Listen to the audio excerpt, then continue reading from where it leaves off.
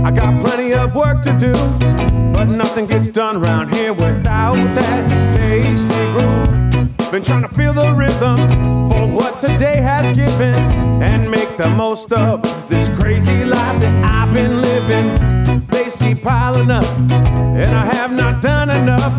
But when times get tough, I hold on to your love. I'm not growing old. My spirit, it keeps getting stronger. I'm not growing old. My spirit, it keeps getting stronger. I'm not growing old. My spirit, it keeps getting stronger. I've never been afraid to fail. Well, hell, at least I tried. Sleeping pretty good these days. I've never been afraid to die. Might have lost control. Tried everything to get it back. You can't recover something that you never really had. While I live my life, do my best trying to get it right. My friends bring me through the darkest days and brightest nights, so I don't lose myself. Music makes me feel better, so we don't lose ourselves. Music brings us together, so I don't lose myself. Music makes me feel better, and so we don't lose ourselves. Music brings us together, but I'm not growing old. My spirit, it keeps getting stronger. I'm not growing old. My spirit, it keeps getting stronger. I'm not growing old. Well, my spirit, it keeps getting stronger.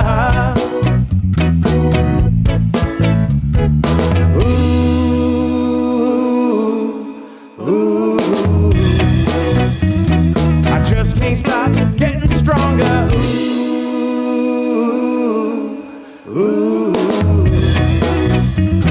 I just can't stop getting stronger.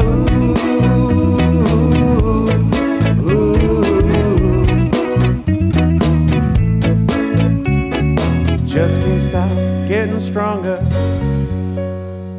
I just can't stop getting stronger. Just can't stop getting stronger.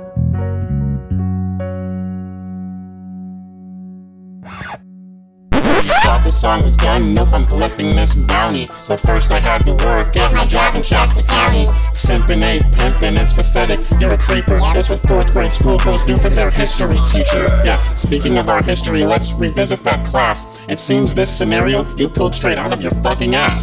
First of all, RPD wrote a false fucking statement, setting narratives dumb fucks picked up off the fucking pavement. Lies curated from a simpleton scrotum.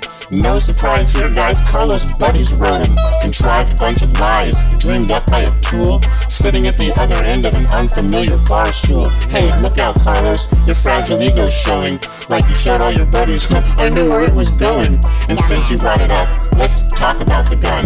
I know it's been a while since you've fucking seen one. The shit was locked up in a bag in the back. Everything in accordance with two-way rights, you fucking hack. You won't get charged with crimes if you haven't done one. How's it feel to play the victim of your own fucking actions, son?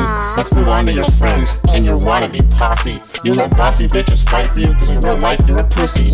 Carlos, emboldened alcoholic, both untouchable and gangster, almost beat a vet to death at the tropics 2 months later.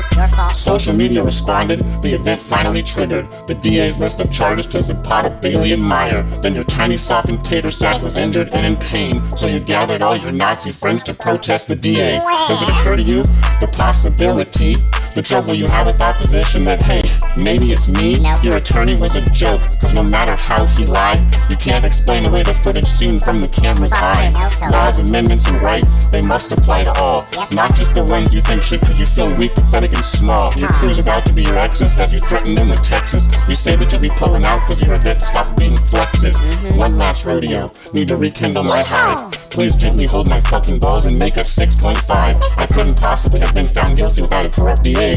In no way could it be the result of how I act all fucking day. No way. Listen, bitch, here's a lesson, think of it as extra credit. Know about your fucking dick and balls if you can't take the jokes on Reddit. If they had picked a figurehead that wasn't such a shitty actor, your blueprint might have had a better chance against a Facebook troll faction. It's amazing how a grumpy grouch, wrinkled group of men line up to hold your fucking nuts between their lips again. I hope you move to fucking Mars and Woody tracks you down and bust you in your fucking lips, you silly karate clown. Stripping ain't pimping, it costs a lot of money, and that's exactly what you spent for what seems like nothing, honey. A fraction of a man who demands accountability was found guilty by his peers, and now he wants civility. How much longer must your night bear the weight of your jewels? Because a new version must be made for every lie the last one feels. In closing, it's a joke and makes a lot of fun for us, because repeating what you say through us means no one takes you serious. Piss Baby Entertainment.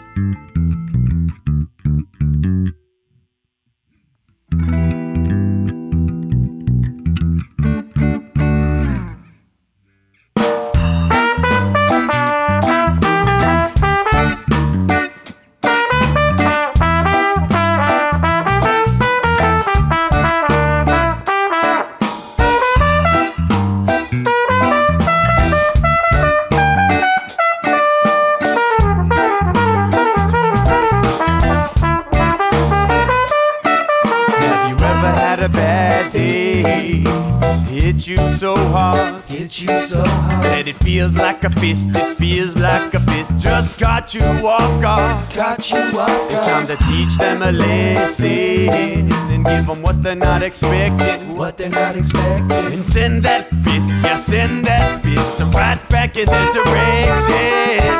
Now I start off my day with nothing to do. I got the day off of work and I'm still feeling blue. I light up my cigarette, and what is this I hear? Somebody's forcing coughs trying to catch my ear. I'm not subjecting you to anything, I was here first, but his ego swelling up so much it might burst. He's just too stubborn to keep up his chase, and so I turned around and I socked him in the face. I socked him in the face. I socked him in the face. I socked him in the face. I said I socked him in the face. I socked him in the jaw. Said I socked him in the face. I socked him in the jaw. Said I socked him in the face. Yeah, I socked him in the jaw. Said I socked him in the face.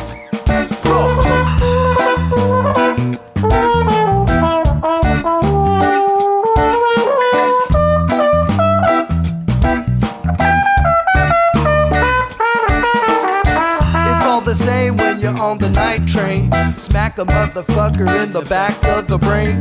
Burn another bridge or break a link in the chain. You probably think this song's about you cause you're so vain. My style will fuck up your brain like cocaine and have you waking up every day with the migraine. Puffing on propane, trying to kill the agony. You're waking up with no friends and no sense of family. You ever hate your job? You just wanna quit. But it feels like a trap, People make me sick.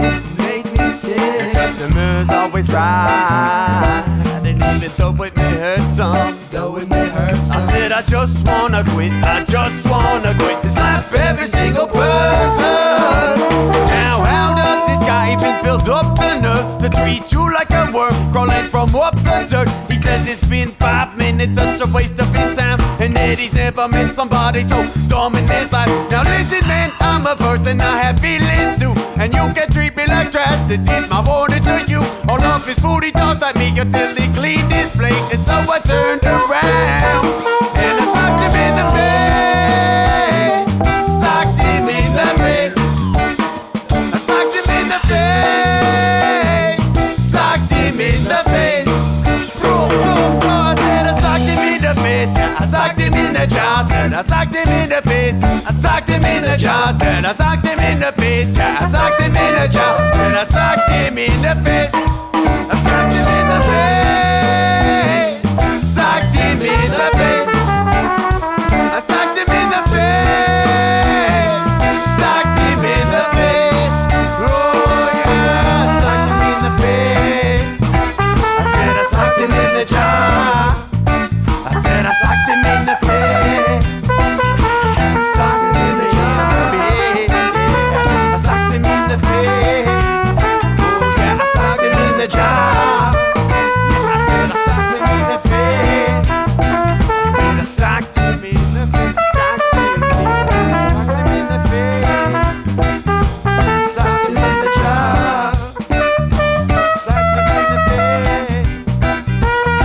socked him in the jaw.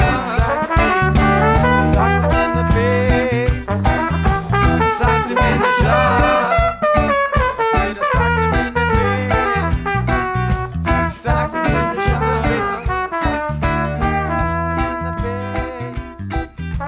Socked him in the jaw. Socked him in the face. Socked him in the jaw. Socked him in the face.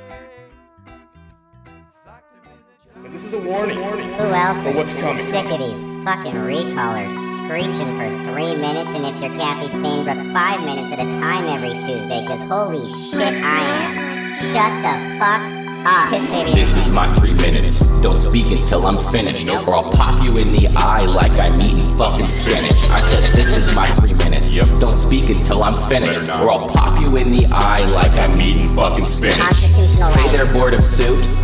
My name is Alyssa. Thought I'd take 3 minutes out my day-to-day to diss ya. Shout out my bitch Melissa. Oh shit, did I just miss her? That pin-clicking sweater wearing goober is my sister. Gets bent, closed tent. Hi, my name is Mark Kent. I think white guys are godsend. I don't need no consent. Nobody watch my content. Stupidity is constant. My titties need no augment. Use it none like convent. Left hook, right hook. Fight like Kathy Stainbrook. She always got the same look. Researching on Facebook. Lamer than this lame hook. Still listening to Dane Cook. Won't ask how long the train took. Windy but the brain hook. Hi, I'm Vlad and I'm really mad. I'm stuck on Leonard Modi cause of issues with my dad. I'm a weird little lad, a paid Russian Chad, and I'm super fucking triggered by a little guy in plaid. Crouched down behind my wife, on my life I love Goyoza. No eating in the chambers, but I'm Terry Raposa. When I try to run I fall, got a flag, I need a shawl. I often play with dolls, gonna vote for Dale's balls. This is my 3 minutes, don't speak until I'm finished, or I'll pop you in the eye like I'm eating fucking spinach. I said this is my 3 minutes, don't speak until I'm finished, or I'll pop you in the eye like I'm eating fucking spinach. My name is Rally Sally, please meet me in the alley for your whack-backed cards that I printed for the rally. I'm a bit of an inventor, cooking Terry's dinner, just bought new ink for my laser jet printer. Dale's not too bright, but he's got you in his sight. Step left, swerve right, or he'll beat you with a mag light. His eyes are weeble wobble, his speech is fucking garbled, and we like to call him Toodles cause he's lost his fucking marbles. This is my 3 minutes, don't speak until I'm finished, or I'll pop you in the eye like I'm eating fucking spinach. I said this is my 3 minutes, don't speak until I'm finished, or I'll pop you in the eye like I'm eating fucking spinach.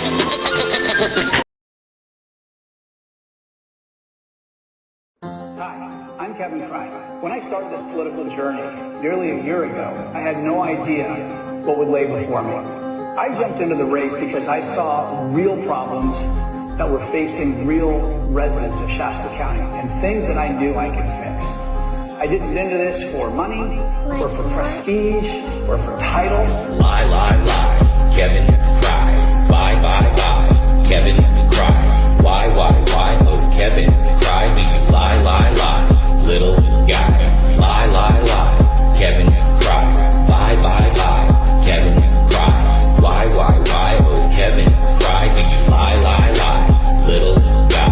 Open up your mouth, it's another damn lie. This is our town, time to squash him like a fly. Pathetic little guy believes his own damn lies. Little liar getting high on his own supply. Looking at your phone, Mike Lindell, he called. Maybe that's the reason why your ass is getting recalled. You should ask your sheep for some money for a U-Haul. Please don't drag your ass, this ain't a TV show, RuPaul. God, country, family, what a joke of a motto. I feel like Shasta County won the idiot lotto while I'm hopping on this beat up and down like staccato. You should pack your shit and move your ass to Colorado. Lie, lie, lie, Kevin Cry. Bye, bye, bye, Kevin Cry. Why, oh Kevin Cry, do you lie, lie, lie, little guy? Lie, lie, lie, Kevin Cry. Bye, bye, bye, Kevin Cry. Why, oh Kevin Cry, do you lie, lie, lie, little guy? Oh no, Gavin Newsom's such a Democrat demon. Please, you're a joke, should have been a comedian. So damn funny, I'ma start to call you Keenan. Been 6 seconds since your last lie, I bet you're probably fiending. I'm Kevin Cry and I'm allergic to the truth. I pretend to be a Christian and to care about the youth. All of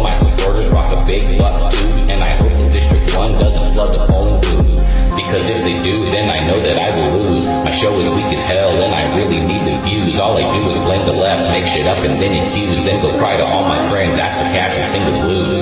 Open up your mouth, it's another damn lie. This is our town, time to swatch him like a fly. Pathetic little guy believes his own damn lies. Little liar getting high on his own supply. Lie, lie, lie, Kevin cry. Bye, bye, bye, Kevin cry. Why, oh Kevin cry. Do you lie, lie, lie, little guy. Lie, lie, lie, Kevin cry. Bye, bye, bye, Kevin cry. Why, oh Kevin cry. Do you lie, lie, lie, little guy.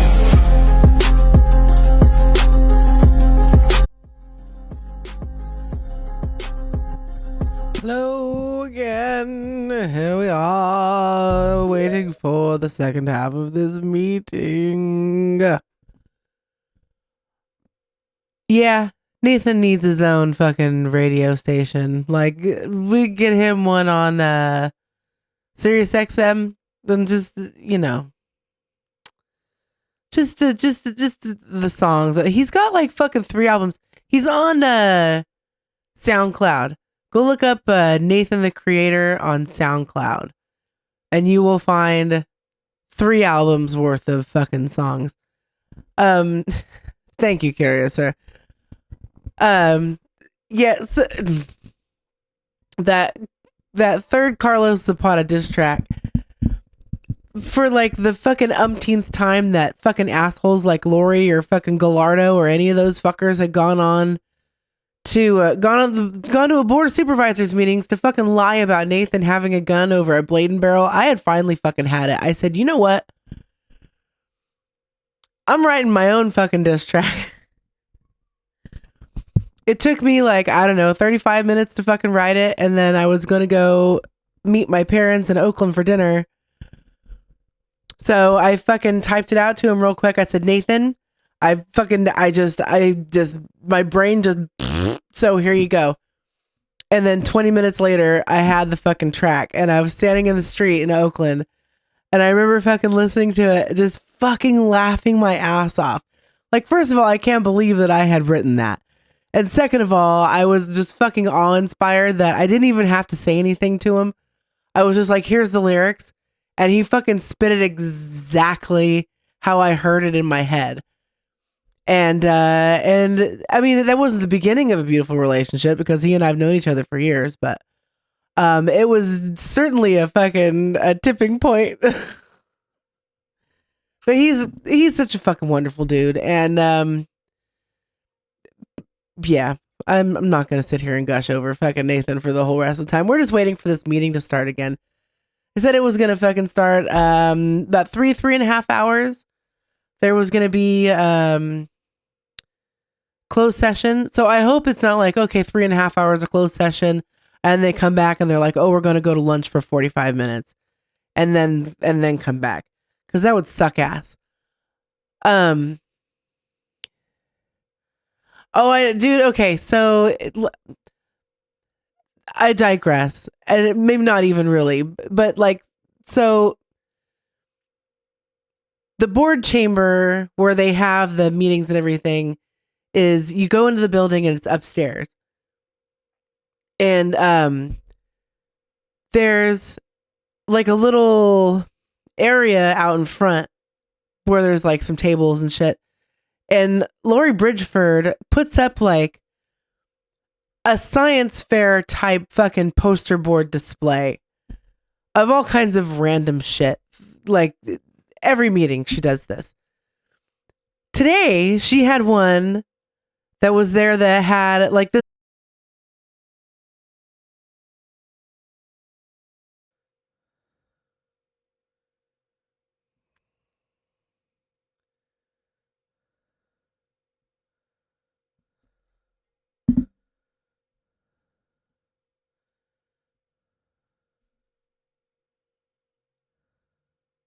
Are we back?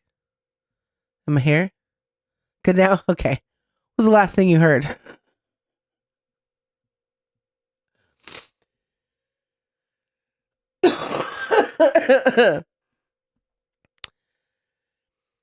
So anyway, okay, trifold post. Yeah. So So it's got all this fucking shit on there. It's about fucking Nathan, and it's all this fucking nasty, stupid, racist ass shit. So he fucking goes and he grabs it and he takes it up to the fucking clerk of the board. There's 2 sheriffs standing there. And he says, you know what? He says, this woman has been stalking me and harassing me for like 3 fucking years. This is some racist ass bullshit sitting here about me that has absolutely nothing to do with this meeting or politics or the board of supes or anything. So I'm fucking taking it. He took it outside and he fucking ripped it to pieces. Fucking threw it in the garbage. It was like, this is just the little stuff that goes on in between breaks and shit that like aren't on. I mean, there's video of it, but it's on my messenger and I'm not like, I don't know if I have permission to play it or not. I'm not going to, unless he like makes a TikTok out of it or something.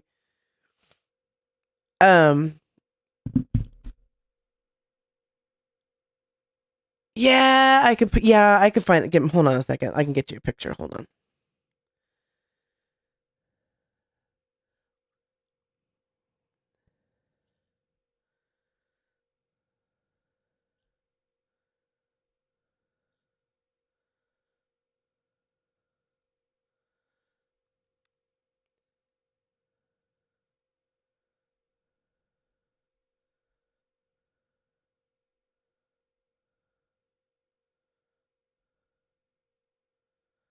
Here, let me just upload it to Drive real quick and I'll post it.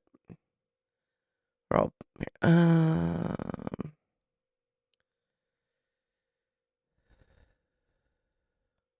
no, not maps.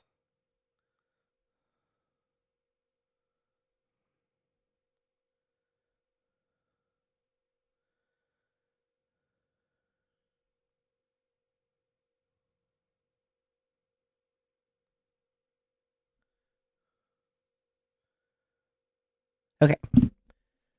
Let me get it off of Drive here.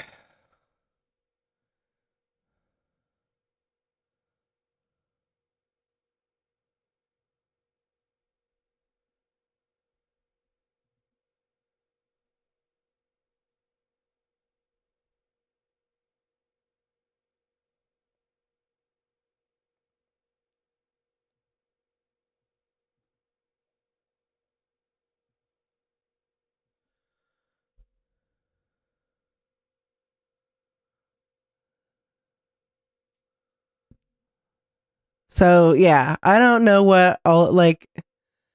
They seem to think that he's on fucking puberty blockers or something. I don't fucking know. Anyways, I don't know whose channel this is.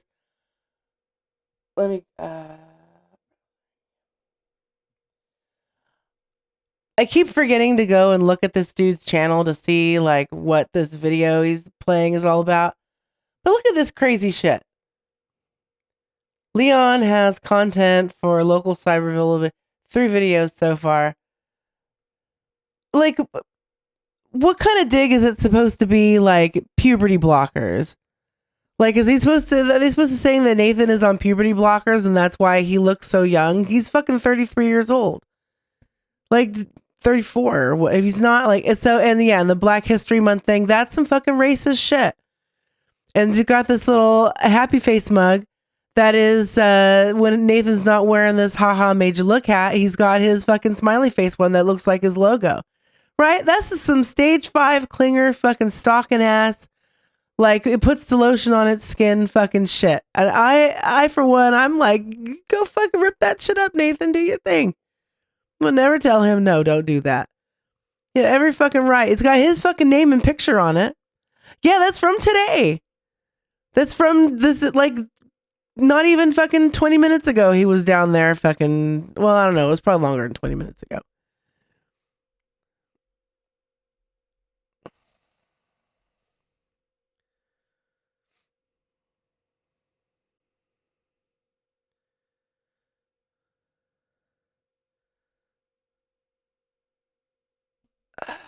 There we go. I don't know how long ago it was. Was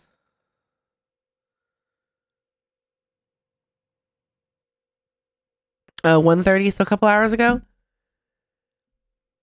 Yeah, it's the same people. Inquiry. It's Lori and fucking Lori Bridgeford and Rich Gallardo. are the ones that do that shit. And it's fucking nuts. That's some crazy shit. Anyways, let's find something to listen to. Or to watch. We could do what is on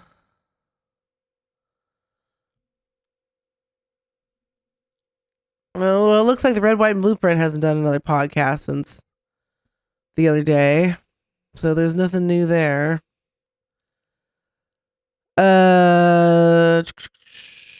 We haven't ever watched oh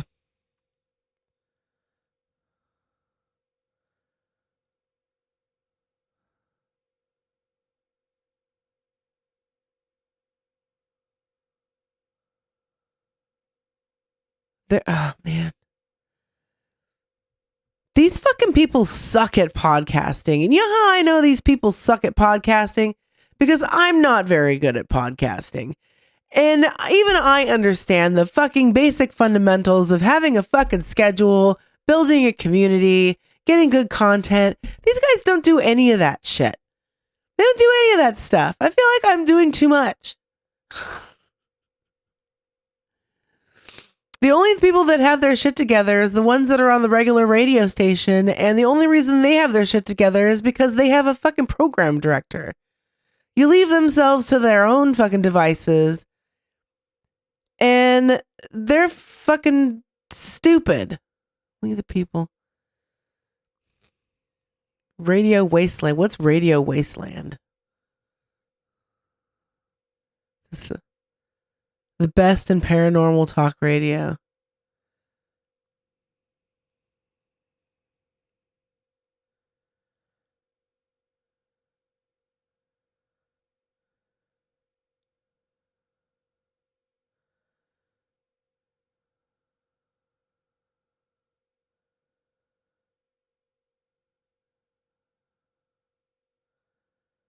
So if it's something is syndicated from KCNR, does that mean it originates in Shasta or originates in Redding and then goes out from there?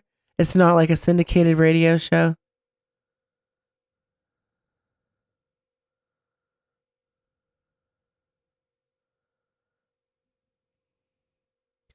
No, he's just a dude. But the fucked up thing is like Nathan has lived in Shasta County his whole life. His whole life. He was born in Shasta County. And he's lived there his whole life. His family were farmers there. He grew up in District 3 in Mary's district. He went to Fall River Mills High School. He went to Bernie. He was in FFA. He attended churches there. His dad was a pastor in one of the churches up there. They're very musically inclined. His dad was a fucking fantastic musician. And that's what, when they're like, oh, we don't want your kind here, he's literally from there. He's never like lived anywhere else. And so it's just their own fucking stupidity that they think that just because people live in Shasta County, like the people who are real Shasta County are fucking MAGA idiots who are all this fucking God country. No. I don't know. It's I fucking don't know, man. It didn't used to always be like this, or maybe it did, and I just was too fucking young to get it. I don't know. I lived there my family moved up there in 1984, and I lived up there until 98, and then I moved back down to the Bay Area, and then I moved back up there in 2008. And then I moved back down to San Jose in 2016. So, I mean, I lived up there for a good portion of my life. 25 years I've lived. I'm 40. I'll be 44 this year. So over half my life I lived in the air. My kids still live there half the year. My aunt and uncle, my aunt and uncle own a business in downtown Cottonwood. My cousin is a nurse. And at the registered nurse at the local, she was a fucking ICU nurse, registered nurse at Shasta Regional all through fucking COVID. She was the second registered nurse in Shasta County to get the vaccine. And she doesn't fucking understand how these people are insane. She knows some of them personally. Like, she knows Les Baugh. She knows, anyway, she's got some people on her mutuals that I pretend I don't see. And, Man Up with Carl Bott and Ted. Oh, God, I just don't know. I don't know. Armed American Radio. This just all seems very problematic.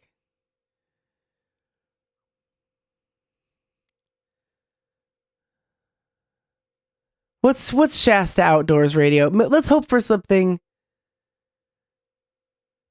Let's hope for something wholesome.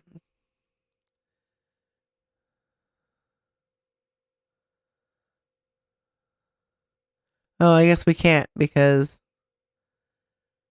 Shasta Outdoors Radio doesn't even have anything on here. God damn, what a shitty website.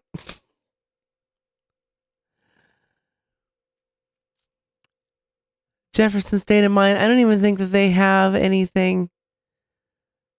Oh, Terry Raposa and Win Carpenter. They just host their stuff on. This is just from Mountaintop Media. What a shitty website.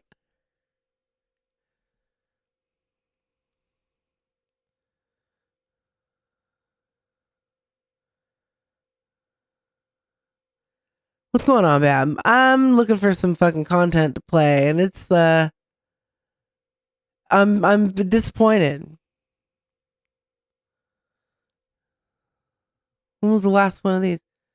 Thursday, February 22nd. Okay, let's see what this bullshit is. Of shows on KCNR are those of the hosts, guests, and callers only, and do not necessarily. We're just trying to kill some time before advertisers of KCNR before the meeting comes back.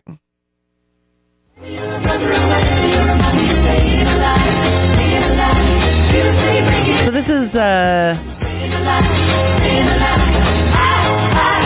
Carl Bott's show. Carl Bott is the one that runs the radio station.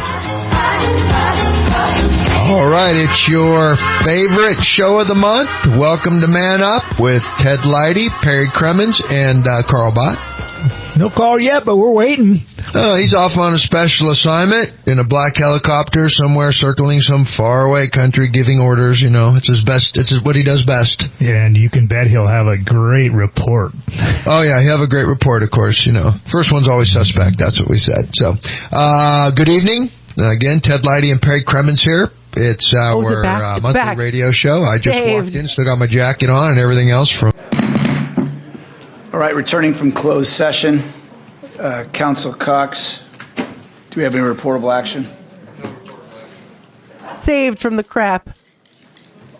Council, can you say that one more time on record? No reportable action. Thank you. Thank you. All right, we are resuming with public comment, leaving where we left off prior. Lori Bridgeford, Alex Bilecki, Dick Wilkinson. Do not see any of them. There's Lori. There's Lori Bridgeford. Lori, sorry, thank you. Dick was home. Dolores Lucero and Chris S. after that. There we go.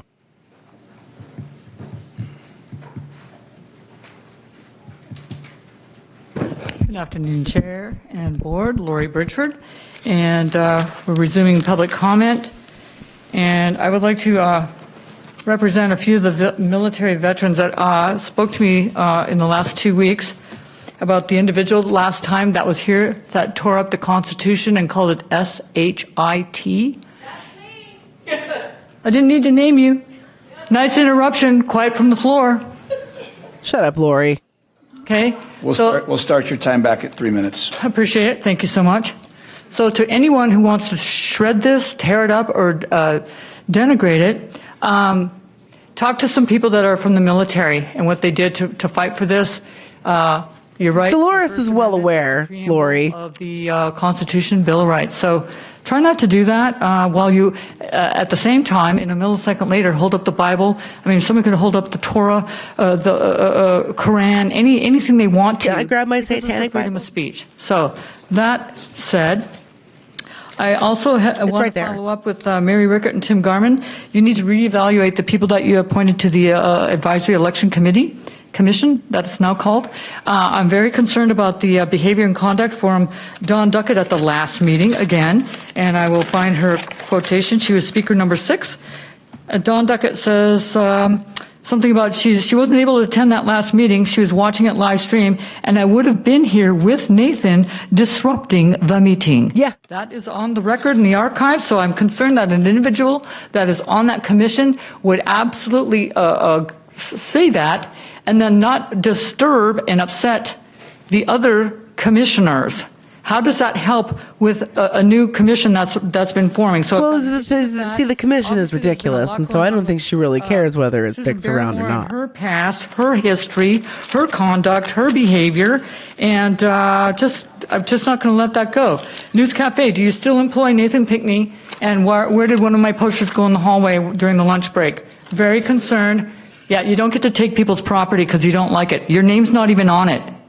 And if you interrupt me, you are interrupting me. No, I didn't even say your name. Please address the board. You did say his name. It's hard when you get these same two people that continually disrupt and disrespect and all the rest.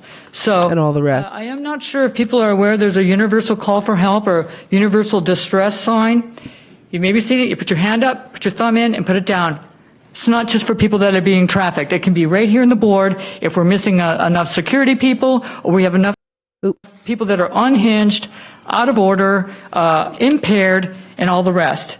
So to the individual that probably took my sign for no reason, it had no one's name on it other than the person on the... Didn't have your name on it. Interrupting again. Can't help yourself, can you? His picture is on it, you stupid, crazy, delusional fucking bitch. And I would be happy to make a lot more copies than have already been sent out. So if you want to keep playing that, I want my poster back. It didn't violate anything. All it was a copy of another person online, YouTube. You destroyed it. Nice. You don't think I can reprint it? I still have a little bit extra time. No, the time was added. Bye. I was interrupted many times. Bye, Lori. Bye. Chris S. Mental health issues.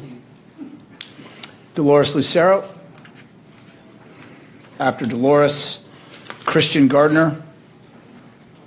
What happened to Alex?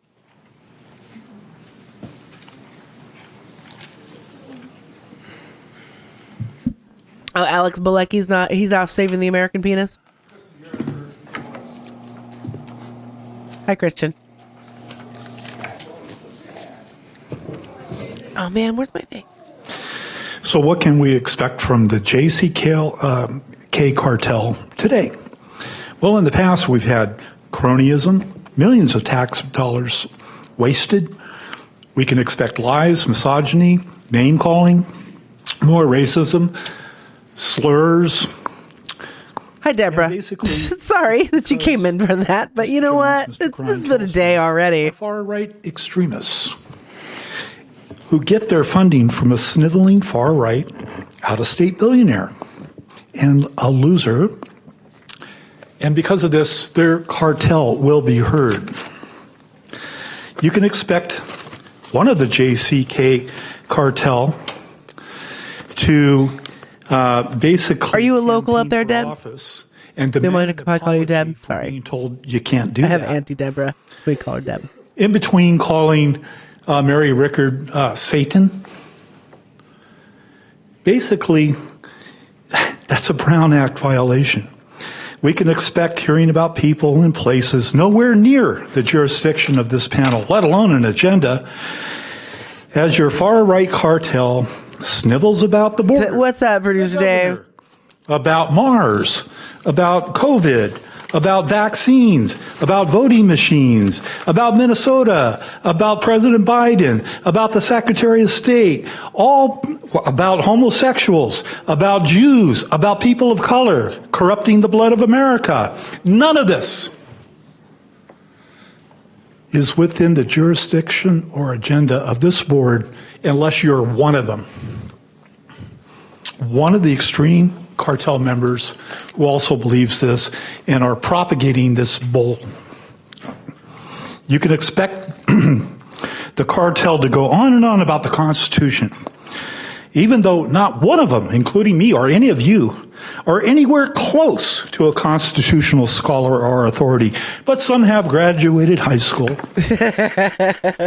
You can expect the cartel to go on and on and on and on without any adjudicated evidence or court findings whatsoever about Shasta County voter fraud. Again, clearly not within the jurisdiction of this panel. But Mr. Jones, the ventriloquist of the election committee puppets, will get so hot and excited, he'll demand that Shasta County break law and use taxpayer dollars, millions of taxpayer dollars in court to fund your hand job fantasy. Ain't going to happen.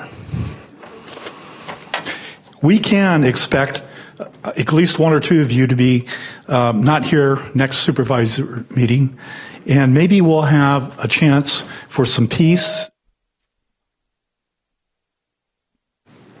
After Dolores.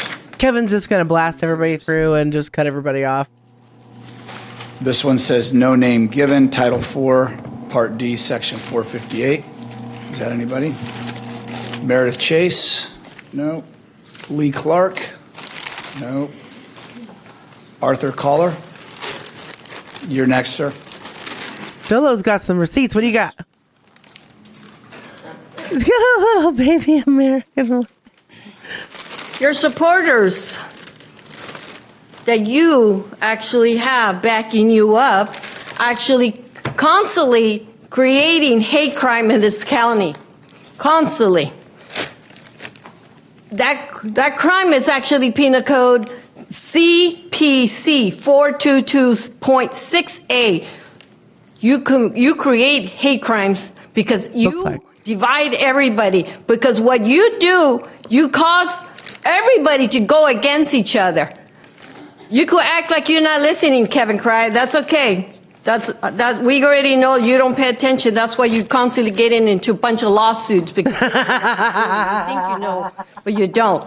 18 U.S. Code 594 is when a public official thinks he could just go ahead and intimidate people and trying to get them to change. What else you got, bag? Or to decide who. Hope you got something in that bag for me. And they believe in Christ and all this. But yet, they're willing to break all these laws. Nothing on earth like and this yet they're fucking not willing to supervisor's follow meeting. anything they say they're going to do. Kevin Cry and all three of you are making bad decisions for this county. You support Kevin Cry. You got some courage in that bag for Tim Garmin? You are trying to make yourself as the smartest one and the dumbest one, and then now is a victim. What else you got in there, Dolores? I read the article about what you did to multiple people, employees and women. I do believe I'm the victim who said what you did to her. Eric, the number is not 0. You keep doing things to women and making the county look like a joke. That's what you stand for.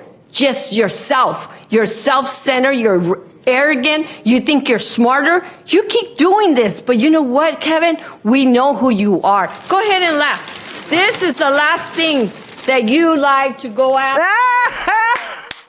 Little girls, that's you. Constitution, freedom of speech, and what else, Kevin? It falls on your category, right? I would ask for some decorum, please. Yeah, well, I'm just letting you know. Well, they won't ever bring rules of decorum on the laws that they break. How come you don't let them know? Listen. Well, I'm just letting you know. You don't need to accuse people of something like that unless you have a basis in fact. Oh, yeah, we do. Well, just... Well, I'm letting you know. I know. You can't accuse a victim that he's lying. I mean, you're lying, and you can't keep on saying that everybody's wrong. You've been doing that. This is what Kevin Christ stands for. Here you go. Nick, point of order. Come on up. Arthur, Mike James, Jenny, are you here? So the problem at B is our public defender is claiming the U.S. government has unlimited jurisdiction over everything that makes this corporation. This is our new Sov sit.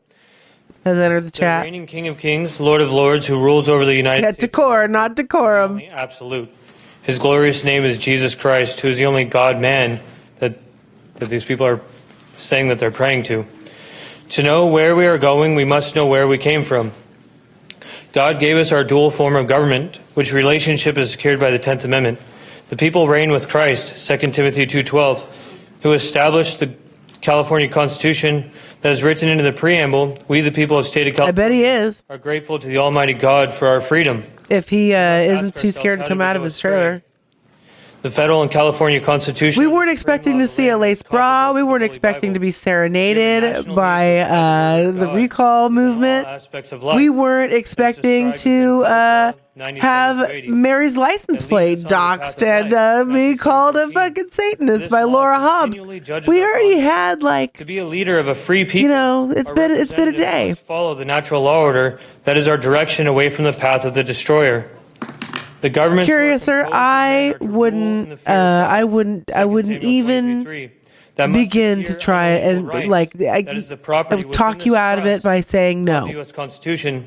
Do not try and fix this, Are sir. the beneficiaries of this public trust that was created by the several states to define and limit the power of the U.S. government, drafted by the people there too, so that common man can understand the laws of the United States. This one's got too much Jesus in him. No, this one's got too much God in him. The officer's oath to office. It can't be fixed. It's too late. Trustees shall have true faith and allegiance to the supreme law of the free. Permeated every fucking hair. This natural law order is what protects all people that are owed justice, whether this person is in public or private capacity. To be strong, we must walk before our Lord Jesus Christ, who commands that as ministers of justice, per Romans 13:1-7, be obedient to his law. I'm going to call you out by your government name if you don't stop it. They will both fall into the ditch. Matthew 15:14. Jesus Christ is a great warrior who came from heaven in the form of a servant to die for the whole world, who put the law in full force. Matthew 5:17. That at the white throne of judgment we will all be judged equally by the perfect law of liberty, per Revelations 20:13, that gives us no right to transgress his law. Jesus Christ gave us the government dominion mandate in Matthew 20:25. Jesus Christ does not give us this government. That's, you know what? You can blame a lot of stuff on Jesus, but not Shasta County. Power and lord it over them, and their great men exercise authority over them. Deborah, he whip out a cross, but the next thing he do is nail himself to it. That's messy. Among you, but whoever wishes to become great it's a biohazard. You gotta fucking put. You gotta call the recess to clean up the blood. It's too much. Thank you. Bye. Thank you. The government does not have unlimited power. Yes. Mike James, Jenny, Bruce Russell, you're up after Jenny. We might possibly be an uncut Well, after that one, I don't know how to approach it. You said that the last time. I'd like to apologize for earlier when I misspoke about the dollar figure on impact fees. I did go back and look a little bit deeper, and it roughly boils down to anywhere between $5,000 and $15,000 per building permit that's issued. So I stand corrected on that. I do apologize. Nonetheless, the point stands. The Wind River element that's passed by you guys that's still in dispute feels like it's a ramrodded element down our throats in that it appears on paper that that's Jenny. She's our strawberry of doom. We love her. County on tens of millions of dollars. And I only follow that up with factual element stated in the lawsuit against the four of you. So going on that paperwork and looking at it like that, it is what it is. The tax benefit of them paying more than $50,000 a year would be increased considerably. Where The horny jail emote? Yeah, probably. Physical parameters, the same that the Wind River is going to be moving to and increasing to, is $10 to $12 million a year versus the $50,000 a year that Shasta County is going to be getting. That translates over 30 years to roughly $650 million disparage. So it is what it is again. The voting machines. Maricopa County in Arizona did a study, Republican run, same size county as ours. There are about 212,000 people. They did determine about 3 years ago, that by doing hand counting would cost them approximately $1.1 million. A recount would be an additional $1.6 million. So to have, and with a 45% error ratio, I do have their paperwork here. So they don't care about any kind of election thingy coming out of Arizona unless it's Mesa. Welcome to take a peek at it. It's right here. I'll leave a copy for you folks. Last but not least is,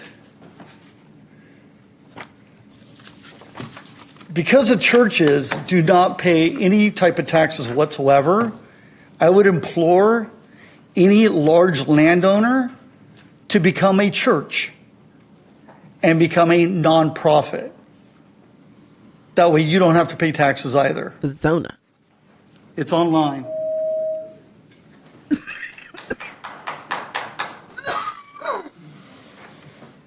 Jenny!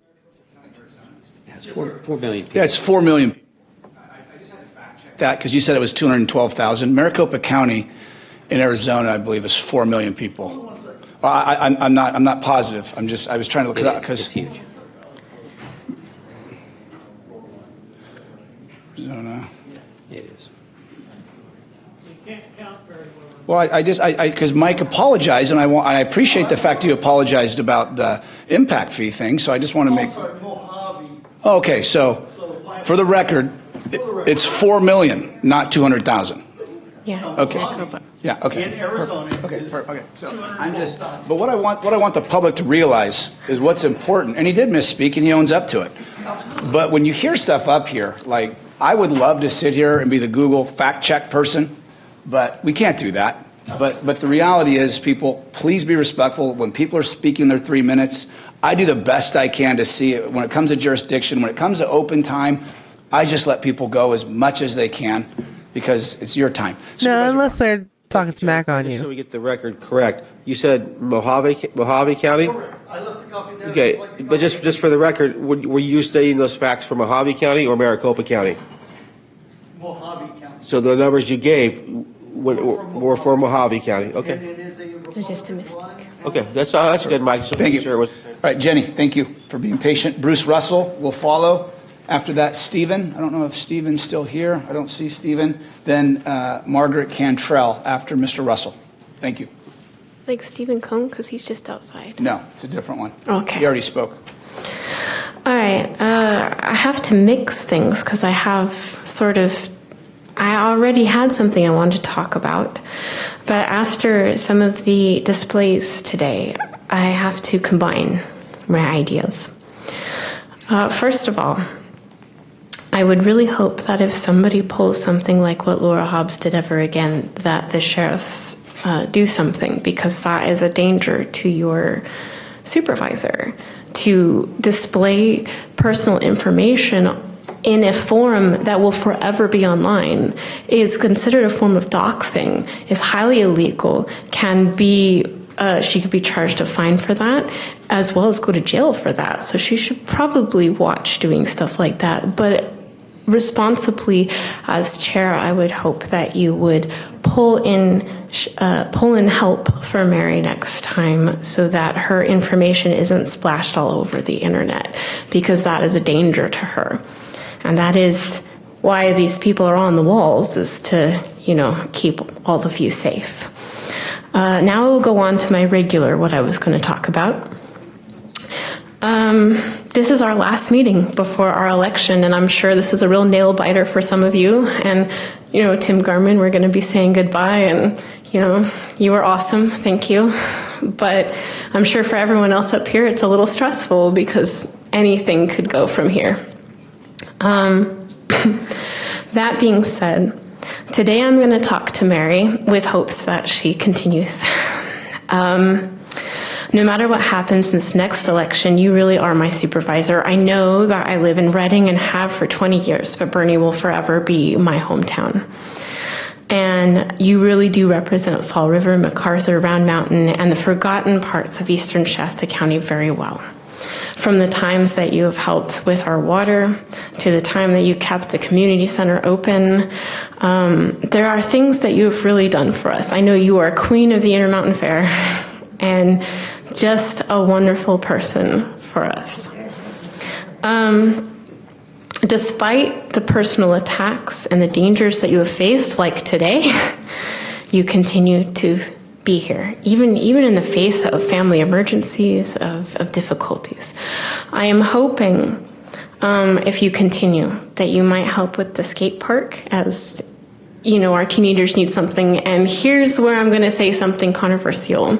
I know you two don't get along, but if Kevin Cry stays or if he doesn't, being someone who has done the Ninja Coalition, I'm really hoping that maybe he has some knowledge as to how we could continue do something for our teenagers. Bruce Russell, followed by Margaret Cantrell, followed by Bev. Bev's here. Good afternoon, Board. I'm just really tired of seeing and hearing the recall group's repetitive ads and comments that are fraught with blatant lies and mistruths. Their made-up truth seems more based on their emotions and feelings and hate. It's sadly unfortunate that suing the recall people for their lies and defamation of Supervisor Cry is not feasible with our current judicial system. The recall people seem to believe in the secular strategy that the end justifies the means in their goal of removing Supervisor Cry from office. They clearly lack a moral integrity. They have also adopted the strategy of repeating lies over and over until sadly it becomes the truth for the uninformed voter. Notable Marxists in history have successfully used this repeat the lies strategy. One of the big lies promoted is that it is costing us millions to purchase the Hart voting equipment instead of continuing to rent the Dominion voting equipment.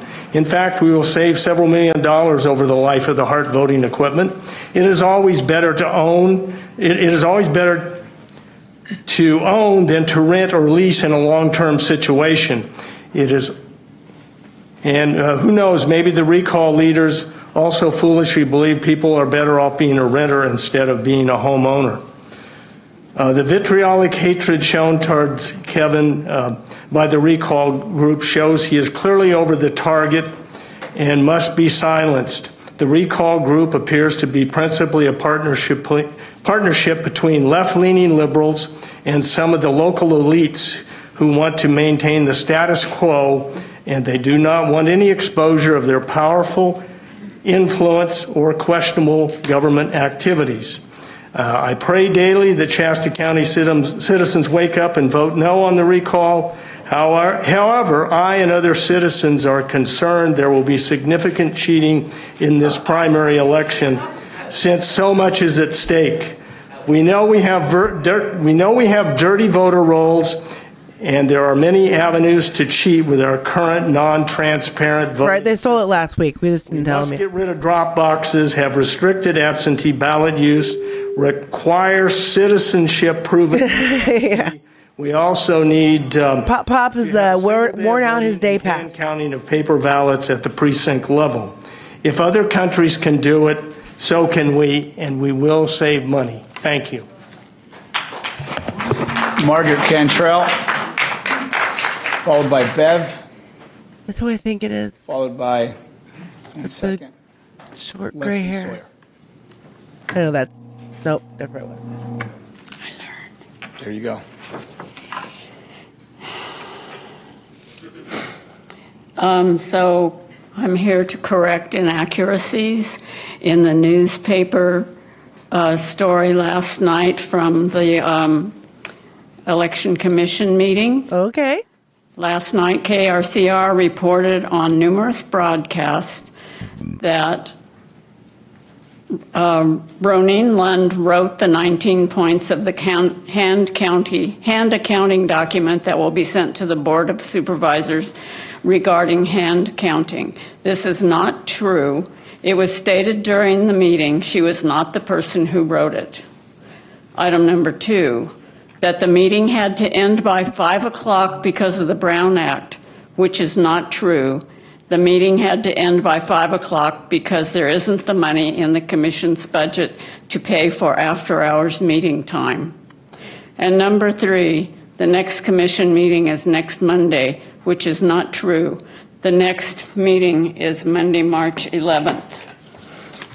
The local news station and the Record Searchlight have a stranglehold on the dissemination of information to the wider public, and they control it with innuendos and outright lies. They do not report the conservative side of issues, and Shasta County is close to 70% conservative people, the most conservative in the state. And they always call conservatives the far right, when for more than 200 years, conservatives were the middle of the road and the liberals were the far left. I read the journalist's creed, which should be telling them to tell the truth, the whole truth, and nothing but the truth. But it is so loosely written that journalists don't really have to do due diligence when investigating issues, so they can lie with impunity. The report on yesterday's Election Commission meeting actually stated in the paper, once again, that there is no evidence of massive fraud in the 2020 election nationally. Ooh, she's a Mesa Ma. That is a direct quote, one you can find in every article the Record site Searchlight, i.e. David Benda, writes on that election. There is so much verified evidence out there that you could sink an aircraft carrier with it. Anyone who doesn't know this is either not paying attention or they have an agenda that is not healthy for Americans or in the best interests of keeping America a free country. Too bad they can't make a law that journalists must tell the truth, the whole truth, and nothing but the truth. Well, your Fox News pilled ass would be SOL if that was the case. To sway Bev, followed by Leslie Sawyer. Oh no! By Randy Compton.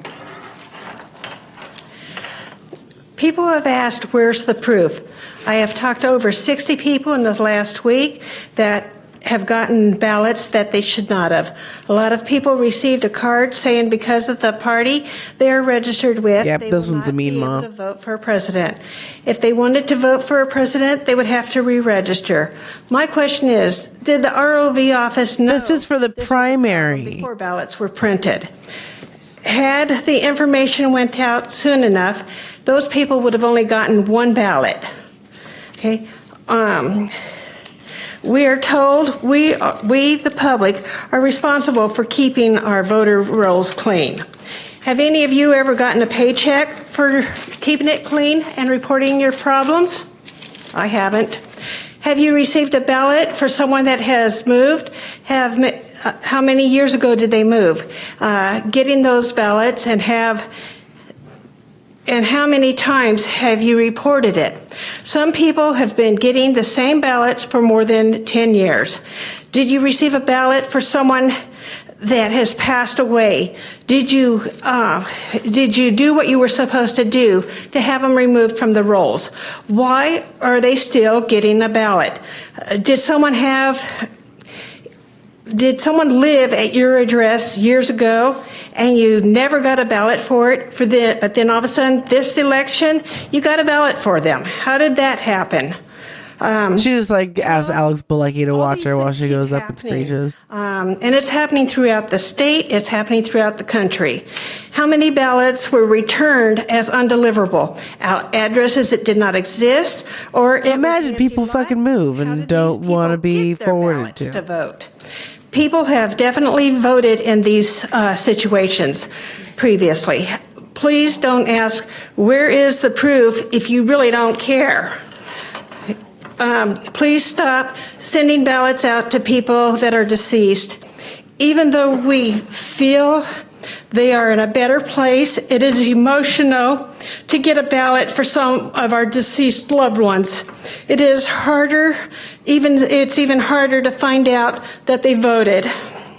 If you receive, it's even harder not to fill out the ballot myself. There is a chance that that vote will count.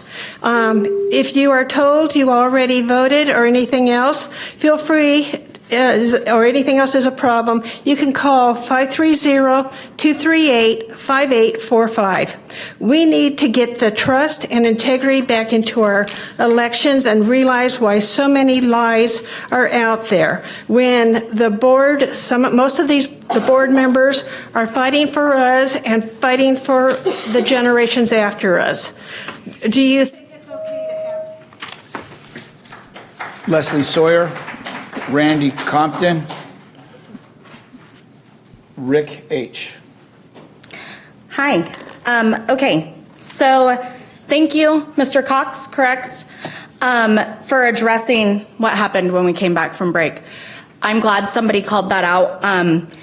And Mary, Tim, where was your outrage over her hanging that and calling out one of your fellow supervisors? You just both sat up here and touted about how we need decorum and we need a code of conduct, yet you both said you should be embarrassed over and over at another constituent when, in fact, somebody just did something just as vile, if not way worse, because it is not based on fact. No, and it is degrading. Like if that bra had like Kevin Fry's like social security number on it or something like that, then yeah, maybe. Did your other constituent?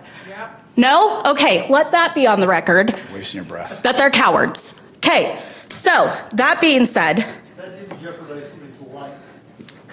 not your turn to talk. Thank you. Go ahead and we heard enough from you. Go ahead and put her clock at 3 minutes.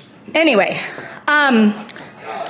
many of you have came up to complain. You hear Kevin Huff? We have a problem with people who show up here to make a circus, to try to make money off of our meetings and try to make Shasta County some type of spectacle that it's not. Shasta honey, we don't have to try. See, we're just watching you do it all on your own.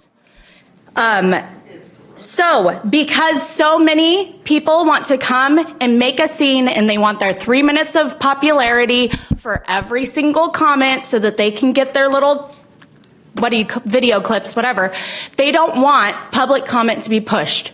I, for one, am in favor of the board reports being at the beginning, presentations being at the beginning, because then maybe the news will stay long enough. Look, the news is gone.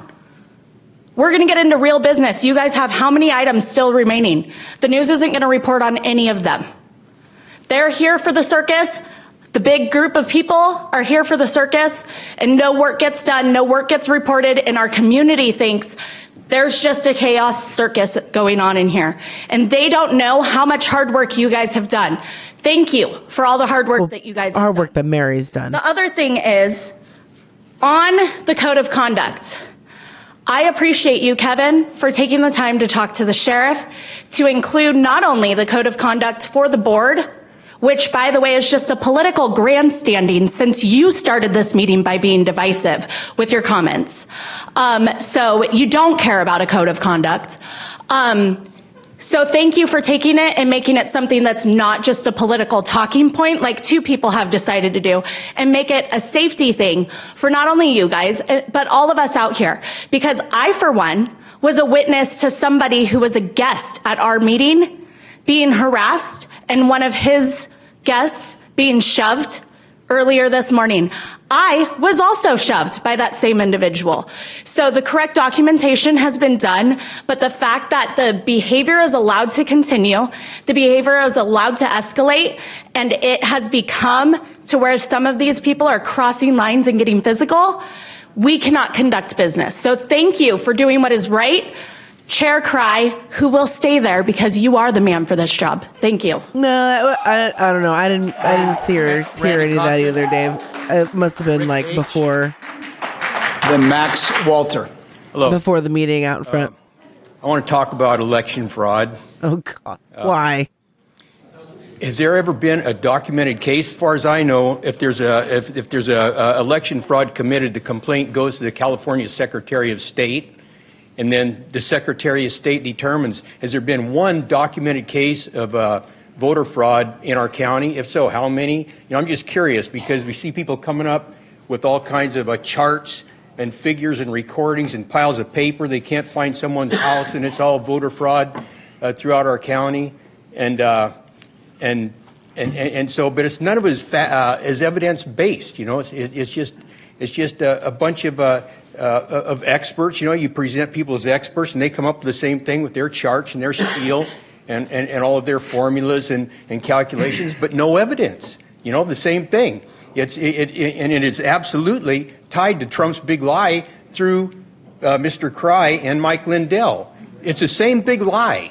The same big lie that Trump's lawyers failed to back up, and in fact they've had to apologize and made plea deals because the big lie collapsed when it got into court. And so it's the same big lie here. But you guys have seized on this big lie and proceeded to accept it as fact and then go on to start creating county policy based on that. That's corruption, and it's dishonest. It's divisive to the community. It's damaging, and there's going to be an end to it because sooner or later, you guys will not be in power anymore, and so maybe our county will get back to have some leaders who are competent, and I hope not, because then I won't have a show. And have ideas of how to move our county forward and realize the true potential of our community here. Instead of see, what'll happen is that there'll be new supervisors and the fucking crazies won't stop, and then we'll really see. I mean, we'll have known the whole time that was the issue. Based on nonsense. But and we'll point it out, and then they'll still deny it, but it'll be obvious. So I guess that about sums it up. Oh, and back to what it takes, the mentality it takes to glom on to evidence-free conspiracies. Now we've got one that was broken new ground today that the devil is assigning license plate numbers. So I like you, dude. You're awesome. Anyway, I'll be glad when this is over. Hopefully it comes soon. Rick H. Max. It's good to come after that. Oh no! Just for giving me the strength to come up here and discuss this. Drake, the last time I was at the DMV, it was a lovely experience. I had the kids with me. All I had to do was renew my registration, so I went in, got my little piece of paper, got my number, went, sat down. 15 minutes later, paid my fees. Went, said thank you very much, have a lovely day, and left. And it was at Shasta County DMV. I went to Shasta County DMV. It just happened to be the one that it was convenient for me at the time.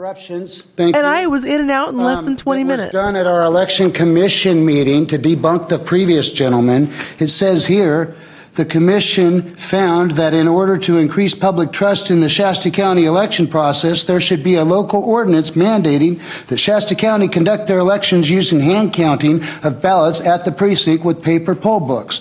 It also goes on to say that no one can observe the actual tally of ballots by a machine. No one, by watching a machine with their eyes, can know whether votes are being tabulated correctly or incorrectly at any moment. No one except the electronic voting system companies What's going on, my lord? the Secretary of State have access to the source code or software of the voting machine equipment used to tally ballots. Again, this is from our election commission. But they've only had like 3 meetings and they're not even a real thing. That we start recording and retaining all documentation from elections, because this is getting ridiculous. They do that already. Just because people can come up here and say we haven't, doesn't mean we haven't. Again, this is from our actual election commission report. Jeffrey O'Donnell, his analysis of Shasta County June 22 primary shows election fraud occurred. He recommended not to certify the amazing election. that their fucking guys still won. The Transparency Foundation of California elections revealed voter fraud and a failing score of 9 out of 10 of the categories that were looked at, and election system security received a failing score also.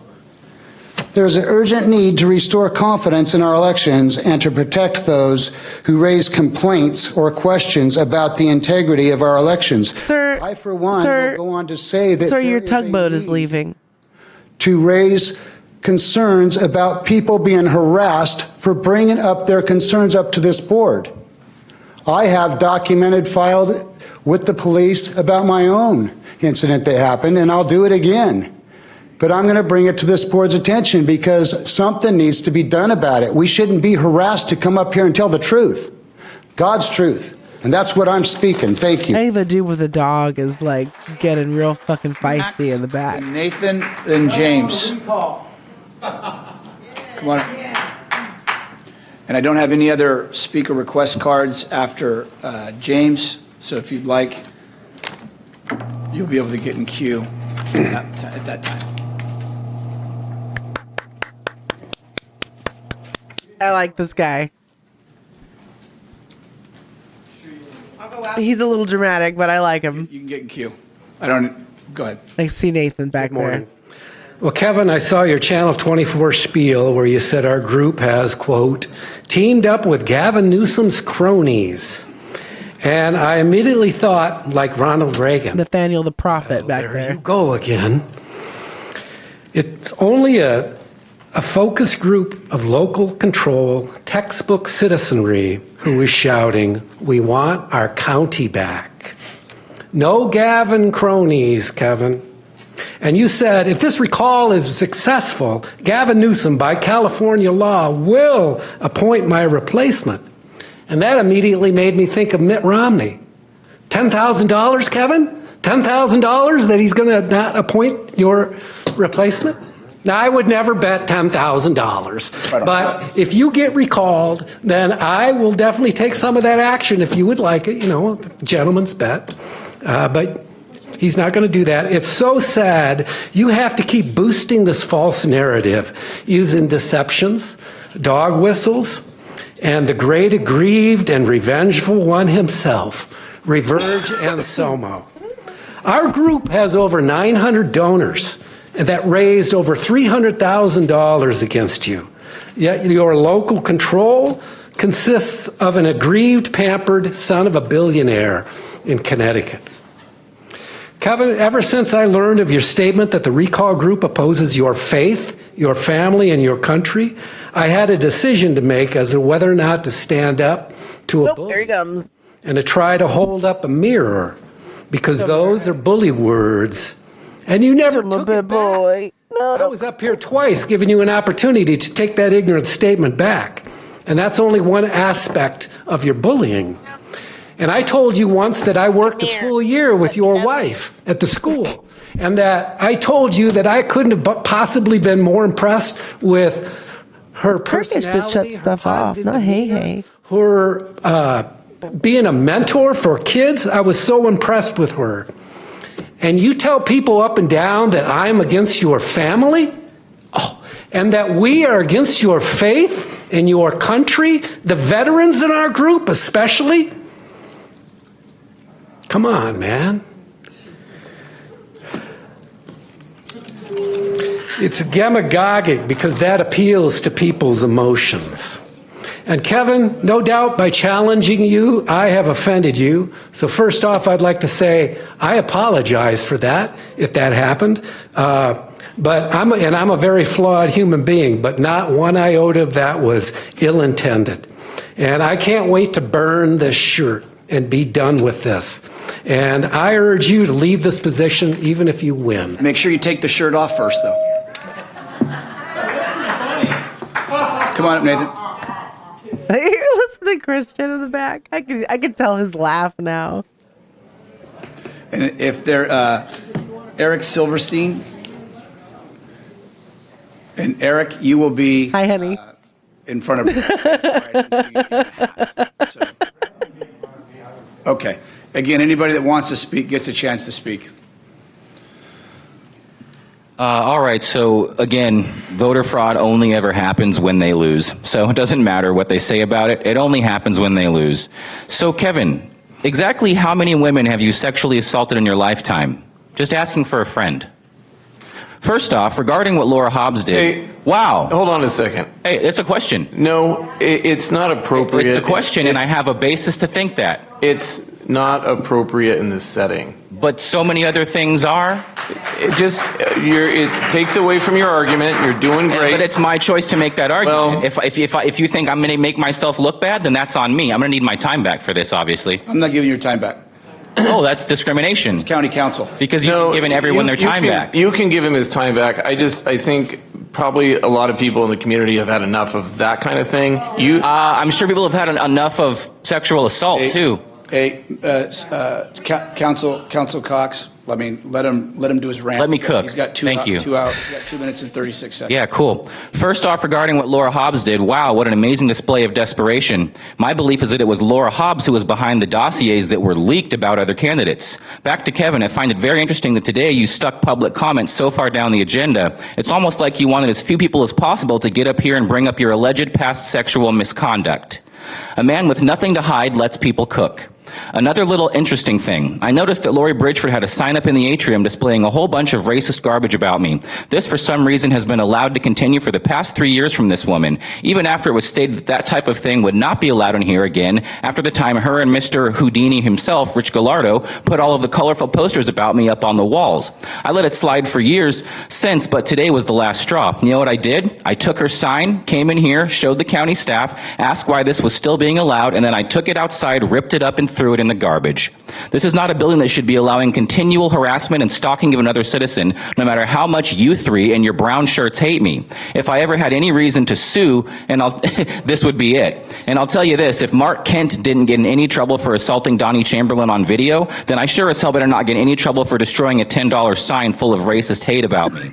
Lastly, I pray this is the last time I ever have to see or hear from you, Kevin. The Modi recall only had 168 extra signatures. Your recall has 778 extra signatures. I know you see the writing on the wall, so I say to you, good riddance, you liar. Thank you, Nathan. All right, we have. Is it Brad? Call me James. James. Oh, I'm sorry, James, Eric, and then Jeff. Why are you being recalled? Let me count the reasons. Is that a question? Oh, I'm sorry. You are a divider, not a uniter. You ran a campaign saying you were going to unite us. You brought state and national politics to this room, to the doorsteps of Shasta County. That door there, you check your politics at the door. We don't want conservative politics. We don't want liberal politics. We don't want MAGA politics in this room. Yet that's what you've done. Physically responsible, you said you'd be physically responsible. You said you trust fiscally, honey, but it's okay. We'll give you a pass. Then you got rid of Dominion. You voted 3 times and got rid of Dominion, and you replaced it with a identical voting system with Hart InterCivic. There's nothing different between those two systems other than $900,000. You have yes, there is an article in a news cafe about it. County. You said you would not do that. I know of 4 lawsuits already that you have generated and your other board members have generated. You talked about running for public safety.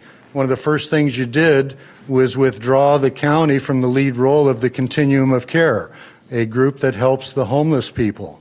That's not public safety. That's not helping public safety. Then you deprive the sheriff of the money he needed to keep to open the top floor of the jail. You kept that from him for 9 months. That was your little way of paying back for him beating Mr. Green. This voting thing is unbelievable. I would like one of these voting deniers to explain to me how you rig machines that scan the votes and then also rig the hand counting that we do. They say, oh, we need to go to hand count. We've always hand counted. We hand count as an audit tool. So how do you rig the machines and the hand count to be perfect? It would have cost us millions. If Dominion had not have waived the fee for defaulting on their contract, there would have been hundreds of thousands more that would have cost us. Instead, they just didn't fucking give you back the fucking money. Take $1 million grant to get a new building. Shame on you.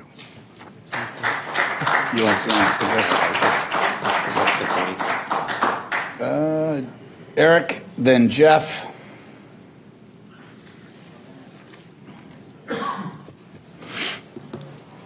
Members, and if anybody else would like, to get in queue, you can get in queue.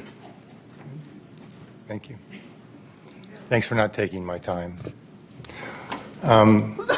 Back in February, I went over a poll that we had taken that indicated that 80% of the people polled voted to recall you. I don't expect that number to be 80% on the 5th or 6th when we get the results, but I expect you to have lost your job. You've earned that privilege. The people who have not earned that privilege to lead this board are only two, Tim Garman and Mary Rickard. The rest of you should be ashamed of yourselves. Jeff. Jeff Porter.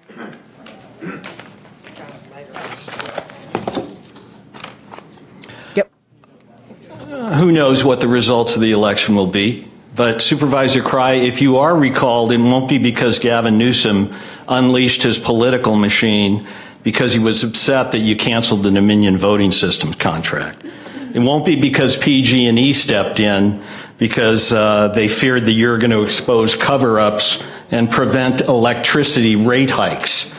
It won't be because local political elites had it in for you from the day you were elected. It will simply be because you betrayed the trust of District 1 voters by pursuing an extreme ideological agenda, which has resulted in chaos and waste from your first month in office. It will be because you destroyed our voting system based on lies and conspiracy theories spread by people like Mike Lindell, risking millions of taxpayers millions of taxpayer dollars in the process, as estimated by our own CEO's office.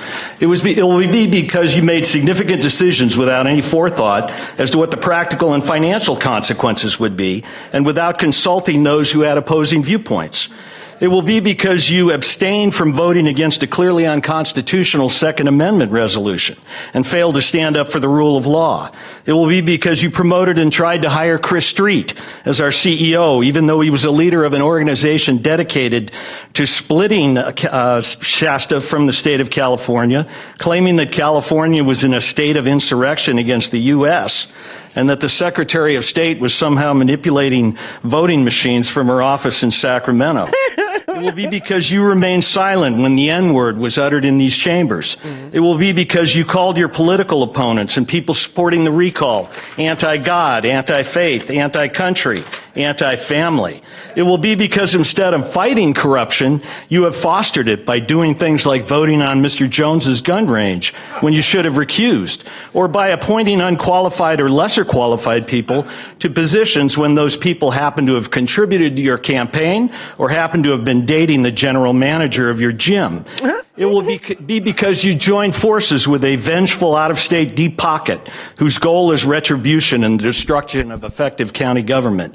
I love it when people come to the dais with a list. Toxic work environment that has led to the loss of scores of experienced employees and an increasing number of unfilled positions. It will be because you voted to authorize concealed weapon carry in county buildings in violation of state law. It will be because your actions have played a role in painting Shasta County as a hotbed of extremism and anarchy. At the end of the day, if you are recalled, it won't be because of local political elites, Newsom or PG&E, because your actions have motivated thousands of District 1 voters to make their voices heard. This guy been watching Supes before Supes was Supes. Kim Moore. Let's grab Oh, him no. and burn him at the stake. Recall Christ. Hey. Point of order, Nick.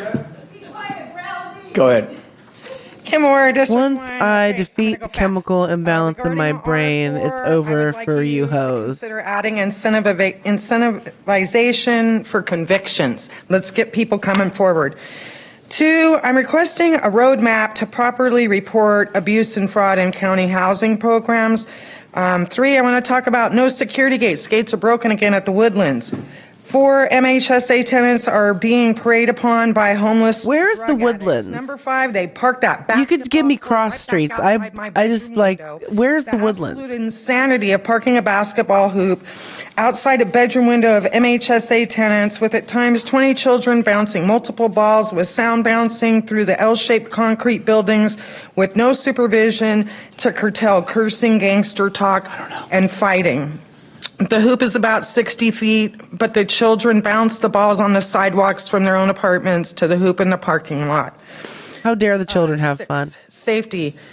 There's some responsibility. We've got people, one of them was wearing a red hat and spoke just a few minutes ago, who have been stalking, harassing, and threatening people that he doesn't agree with. And my concern is that his activities, the things that he's doing, are placing the county in a position for possible liability and lawsuits. No, Kevin's doing all that on his own. Shout out to Leash of Manic Tees. She made my sweatshirt. My daughter purchased it for me, especially for this meeting, and you clowns over there. Last and not least, I want to ask everybody who lives in District 2 to go onto YouTube and take a look at the video, Who is Dan Sloan by Shasta Anon Investigates. It exposes the 5 years that he was in China before he returned to Shasta County, the head of our GOP. And for anybody who doesn't know about it, this nearest Fall River Brewing. Okay. _file.pdf. It's available on Facebook. It shows all the receipts for all the lawsuits, the restraining orders, the allegations of domestic violence, his ex-wife's coworkers who had to go. I mean, people already wear our merch to the meetings, so it's like a silent plug. We're good at like that. I wondered how we got to be guerrilla the marketing chair. That question was answered for me, but how this man gets to run to be a county supervisor is beyond me. We've got it bad enough with the Marys and the Tims. We don't need a Dan. Vote Laura Hobbs. Is there anybody else that would like to come up in queue for public comment? Seeing none, we will move on. Ooh, what are we moving on to? There's more stuff. Consent calendar. Stephanie, do we have consent calendar that are being pulled other than what I've already been given? And Chair Cry, no. I'm sorry, Supervisor Jones. and C2, which Supervisor Jones pulled C15. Yeah, and I had planned on pulling C16, but Director Monica Fugit sent me some information that gave me more information about that particular contract, and so I'll not be pulling C15. Yeah, and I will not be pulling C2. I had a couple constituents reach out and also talked with a member of the staff, so I don't need to be pulling C2. I just wanted to comment on C14, Chair. Yes, Supervisor Rickert. Yes, and I just want to point out that we are approving a retroactive revenue agreement with the Drug Enforcement Administration of the United States for the Sheriff's Office Marijuana Investigation Team. And this is important information. I think the public, we need to focus on this. This is going to help us continue with our efforts for illegal marijuana grows that are destroying our environment and harming our children. So I just wanted to thank the Sheriff and for the efforts being made in this particular area. Okay. Is there anybody for public comment for anything related to the consent calendar? You can speak to all items at one time. Come on up. Chair, we do have a couple cards in front Do of I you. have a couple cards? Oh, I'm so sorry. Jennifer Snyder, up to, says C2. Dolores Lucero, Jenny, and then Dolores, you will speak to both items at one time. You have 2 cards for C3 and C11, but it's just one time. I'm sorry, go ahead, Jennifer. Good afternoon, Chairman Cry, supervisors, and members of the public. My name is Jennifer Snyder, and I am the chair of the local Child Care Planning Council. I heard your radio program on Sunday and heard that you had some questions about the local Child Care Planning Council, so I thought I would come and see what I could do to answer any of those questions, or at least provide some information on the front end. Now you're not pulling it, but I'm still going to do my little dog and pony show. I appreciate you coming. Yeah, appreciate you listening. So I'd like to introduce a couple other council members. We have Bev Charchet, we have Letty Mejia, and Amanda Kiefer here, and then we also have the former LPC coordinator, Rhea McFadden. All of us have been involved with the local Child Care Planning Council for years. We care very deeply about children and families in Shasta County and ensuring that all children who need childcare so that the parents can go to work or school have that childcare available to them. So the purpose of the local I'm glad this woman is here for the children in the good way and not the other way. The thing that he just did with making Dolores combine both of her comments as much as we can. Also, the only like every other time it's been, you can't talk about this one during this time. You can't talk about this one during this time. I'll give you 3 minutes for each other item on the consent calendar. Can I ask you a question? Would you be interested maybe in coming back and doing actually a presentation on what your organization does, opposed to doing 3 minutes in public comment? I would love to. Yeah, I mean, one of the things, and again, I mean, I'll give you more time, but one of the items I had spoken about was I said, as you listened to, I had a really hard time approving 12 or 15 names of people directly impacting kids without knowing much about them. Yeah. So I really do appreciate you coming in, and I was able to get some information over the weekend and then yesterday. I'm super glad to hear that, and you know, we welcome we're all in this together, right? So we welcome anybody who cares about kids. Our meetings are open to the public. People can come. And all of our members, we have 17 steering committee members and 20 general members of our council. They all, all of us are, I just lost what I was going to say. That's Take the your worst. Time. That's the Take worst. Your time. You were talking about the open meetings that everybody was welcome to come. I think my point was just that, now I remember, thank you. My point was that none of us provide direct service to children. We all represent organizations that provide direct service to children. We represent parents who are recipients of that direct service. So we don't provide that service directly. We're more of an advisory council and work to, like I said, ensure that there's enough childcare. But we would be happy to come back and do a presentation. Our chair, Renee Menifee, was here earlier. She wanted to speak, but she had to leave. So we really appreciate the opportunity to share a little bit about what we do. Do me a favor and just maybe send me an email about what maybe a good month would be, April, whatever. Pretty flexible with it, but thank you for the work you do. You got it. Thanks. Appreciate it. And thank you all for coming today. Appreciate your work. Dolores Lucero, followed by Jenny. That's kind of funny. In April, you planning to be here still? Or you got a plan? C3 and C11. On C3, I'm wondering, what are you changing under the conflict of interest? I mean, you are amending it, and I saw that you amended, and it talks about the 700s form. So is that means what? That you're not going to be, you're going to be doing something with the 700s where people you don't have to report any money on the 700s. I think the public needs to know what you're amending on the conflict of interest. Read the staff report. I don't have to read it, and don't interrupt my freedom of speech, and that is my right. So why are you always putting... I thought you were asking me a question. I'm not asking you. If I ask, I'll say, Kevin, can you answer a question? I'm not going to be wasting my time asking you something you never answer. So on C11,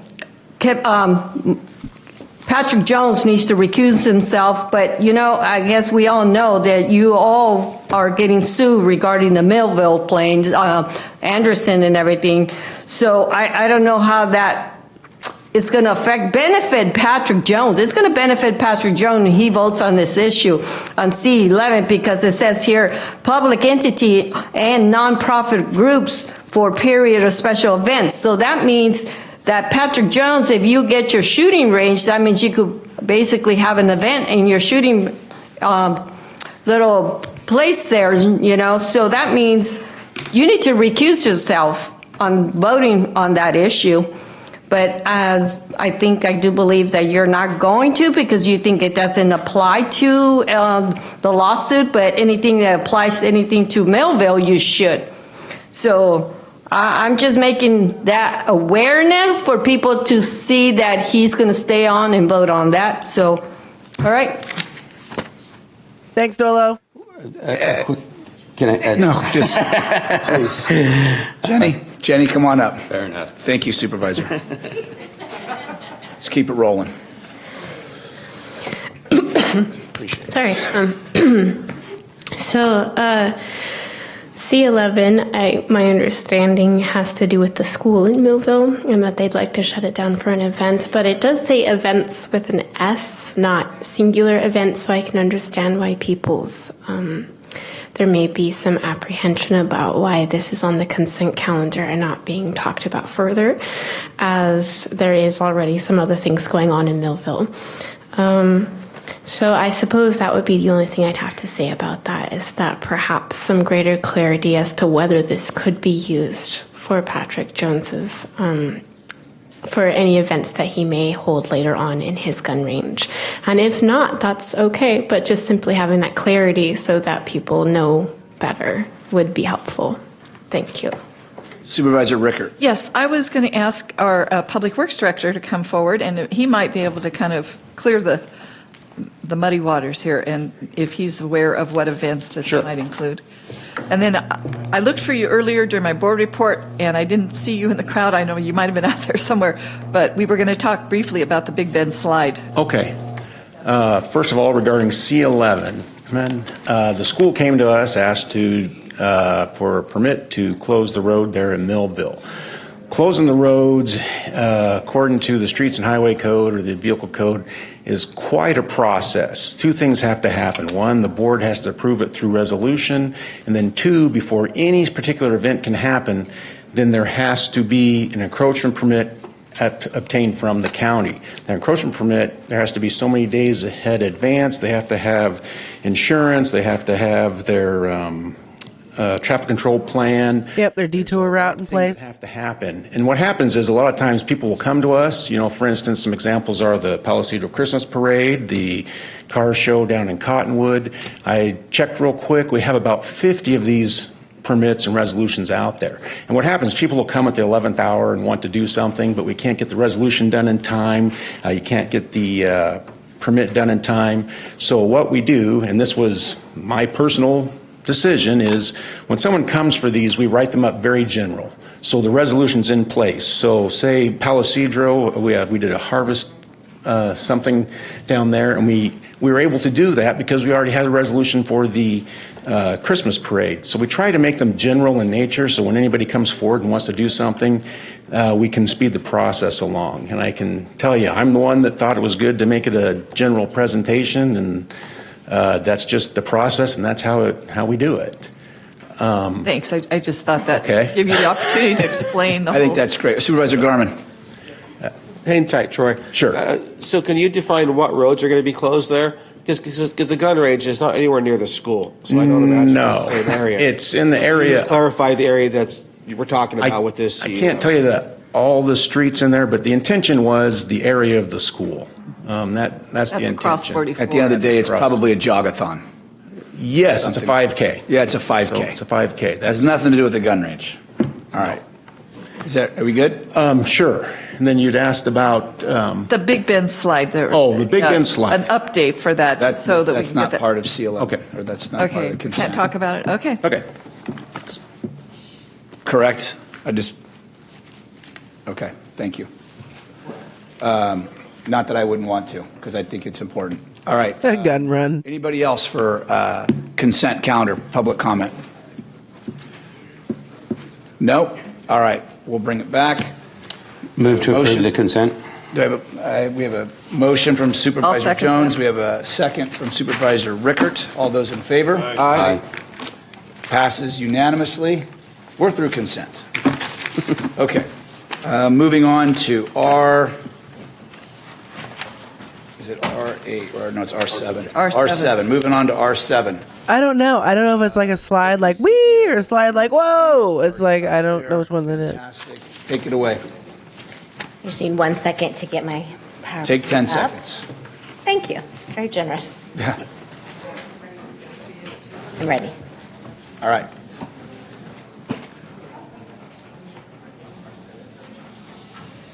Okay. Good afternoon, Chair Cry, members of the board, Aaron Bertain, Deputy County Executive Officer. I'm here today to provide an update on the status of our fiscal year 23-24 budget, included associated budget amendments, as well as some items related to the beginning of the fiscal year 24-25 budget process. I'd like to start by thanking the departments, the administrative analysts, and the auditor's office for their help during this mid-year process and in advance for the upcoming new year budget process. The purpose of the mid-year review and the associated report is to review the financial activities for the first 6 months of the fiscal year and provide projections for the remaining 6 months of the year. Included in your packet is the mid-year report, but I'll cover the majority of the report in the upcoming slides. General revenue is performing well today and is projected to materialize higher than was budgeted. Fiscal year 22-23 ended the year well over budget as a result of increased sales and property taxes, as well as Prop 172 revenue that significantly exceeded the amounts budgeted in the public safety departments, which is included in intergovernmental revenue. Although general revenue has increased, it's important to remember that costs have also significantly increased, especially in the area of salary and benefits. Healthcare costs and PERS retirement costs have also steadily increased over the same time period. Recent inflation also has a significant impact on overall expenditures. These costs all add up and are ongoing. In addition, we prepare a budget that includes less revenue than expenditures and anticipates using money in our fund balances. It's important to remember this as we are planning for upcoming years, especially given the current economy. Prop 172 revenue is a half-cent sales tax that is specific to public safety departments. As discussed in the previous slide, the public safety revenue performed significantly better than was budgeted in fiscal year 22-23. For a couple of years during the pandemic, our percentage increased but decreased once again at the end of fiscal year 21-22. Our current percentage is slightly higher than it was last fiscal year. Revenues at the state level continue to be received at an increased rate as a result of inflation. The budget in this fiscal year was raised from prior years by 3%, and revenue is performing consistent with that amount.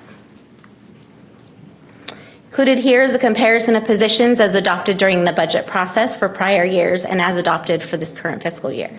It's important to note that the graph does not include any positions approved throughout the year. So in the current year, 2,240 positions were approved at budget, but as of January 25th, there were 2,257 approved positions. This amount does include 51 positions that are associated with the Opportunity Center that will be deleted during the budget process.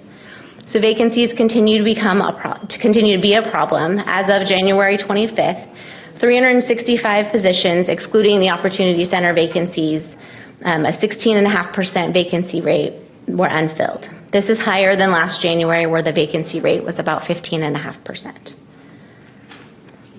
The mid-year review of the county budget is something that happens every year and is included in Administrative Policy 2-101. County departments are required to review the budgets under their span of control and note any material variances from the budgets within both expenditures and revenue. In years past, departments were required to submit a memo noting any issues related to their ability to stay within their approved budget amounts at the object level and net county cost, as well as noting any significant decreases in revenue. Beginning in fiscal year 21-22, a new process was implemented to connect staff from the CAO's office with departments periodically at operational review meetings. At these meetings, we discussed topics related to program operation, financial status, staffing, and facility, capital, and IT projects. This process continues to be productive and has facilitated conversation and problem solving on a variety of issues. The second ORM of the year is held in January and focuses primarily on the mid-year budget review. Departments were required to conduct an in-depth review of their budget and submit a line item account including projections through the end of the year for both expenditures and revenue. Following this review, it was determined that the majority of the departments were operating within their existing budgets, and the county as a whole should not spend its entire appropriations budget, but would also recognize less revenue in the same time period. In the past, budget amendments associated with the mid-year report would have been brought to the board by individual departments at some point later in the fiscal year. For the last 2 years, this process was changed to include these budget amendments as part of the mid-year report. This change gives the board and the public a chance to see all of the budget amendments resulting from this mid-year review at the same time, rather than spread out several months in many different board reports. We've continued this process during this year and plan to continue it in future years. This budget process is one that starts well before the fiscal year begins. Departments begin preparing their budgets for the following fiscal year in February. Some departments do start earlier and submit their budget to the CAO's office in March. The board then adopts the budget in June. The information used to develop the budgets is only what is known at the time, but much can change between March and when the fiscal year begins. Policy 2-101 guides the process to operate within the budget and acknowledges the unforeseen circumstances and use of a budget adjustment throughout the year. The county's budget should be a reflection of the business we're actually conducting rather than what we projected during the budget process, and should be adjusted accordingly. These adjustments can be needed for a variety of reasons, including unforeseen events like a big fire or another emergency, additional revenue and expenditures associated with new programs, as well as adjusting appropriation and revenue to reflect actuals. Departments are asked to reduce their appropriations or expenditure authority down when revenues decrease to maintain their approved net county costs, or when they become aware that their expenditures will be materially lower than what was budgeted, even if there is not an offsetting decrease to revenues. Before you today to consider our budget adjustments associated with the mid-year review, which are detailed in the staff report as well as in the attachments. These budget amendments are needed for a variety of reasons, which include increases or decreases to appropriations. Some of the budgets, it was determined the expenditure authority exceeded the need for the fiscal year. The reasons for this vary and include contracts that aren't fully spent, projects that won't be completed in this year, as well as positions that have been difficult to fill. It also includes some adjustments for increases or decreases to revenue. So revenues are budgeted based on what is known at the time. Many of the budgets rely on state projections or tax receipts, both of which can change considerably from the time the budget's approved to when the revenue is received. When departments project revenue at a lower level than budget, they work to decrease the associated expenditures to maintain net county costs. Also, adjustments between object levels or budget units can be included. So many times the appropriation authority is within the department head's approved budget, but it may be in a different object level or within a different budget unit under their control. Overall, the budget amendments today reduce appropriations by just over $10 million and reduce revenue by $14 million, resulting in an increase to net county cost. The overall increase in net county cost is not general fund and is primarily in the Health and Human Services Agency budgets. The general fund impact is a decrease to the use of general fund, which is shown in the reserves for contingencies of just under $1 million. I'm not going to cover every budget amendment today in this presentation, as the board and the public have a summary of each, but I did want to highlight a few that stood out and warranted further explanation. The district attorney is requesting a budget amendment for an office redesign project. This will not have an impact on the general fund, as they will be using AB 109 fund balance. The use of this funding was approved by the Community Corrections Partnership Executive Committee on January 17th. The budget amendment for the miscellaneous general budget is related to an unanticipated increase in the use of outside counsel. During this year, there have been several projects that have necessitated the use of outside counsel, including Fountain Wind, Record Searchlight, and various investigations. The sheriff decreased his use of general fund by just over $1.2 million. While there was an increase to cost to the jail, primarily due to opening the third floor of the jail with the use of deputies instead of correctional deputies, he was able to reduce the costs in other areas to accommodate this. Several patrol units, including the Bernie substation, are tracking to come in lower than budget because the deputies were reassigned to the jail to facilitate opening that third floor of the jail. I want to take this moment to commend the sheriff and his staff on their efforts to not use additional fund while successfully opening the third floor of the jail. HHSA's budget amendments overall increase the use of their restricted fund balance by over $4 million. However, they are decreasing their use of general fund by over $300,000. These budget amendments don't reflect all of their budget units. Staff at HHSA are working on some additional budget amendments that they will be bringing before the board on March 19th, separate from these mid-year budget amendments. I would like to note that the mid-year report indicated they'd be coming on March 12th, but the timeline has been pushed out to the 19th. The request for the clerk of the board budget is to increase appropriations by $35,000 for outside counsel for the Shasta County Elections Commission. On October 31st, a request for increased budget authority for this commission was submitted that included costs for outside counsel. This budget amendment was approved. However, the amount requested for outside counsel was reduced by the board. As county council has continued to experience short staffing and the commission has requested information that resulted in research on specific topics, the approved amount is estimated to be nearly spent. This request is to allow outside counsel to continue to use additional resources to meet the needs of this commission without sacrificing other important county topics. I highlighted this item specifically because of the previous discussion and desire of the board to reduce the cost for this commission, specifically in the area of outside counsel.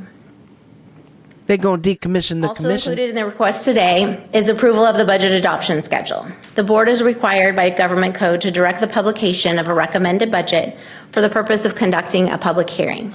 The approval of this budget adoption schedule will meet this requirement. As in years past, we're requesting the board adopt budget principles for the departments to follow. A full list of these principles is included in the mid-year report, but I've included the ones here on this slide that most apply to how departments will prepare their budgets. Departments who are proposing a new program or position should identify additional revenue to support these programs or positions. All grant-funded positions should be reviewed, and if the grant funding is ending and there's not additional funding to backfill these positions, the positions need to be deleted, which includes positions with sunset dates.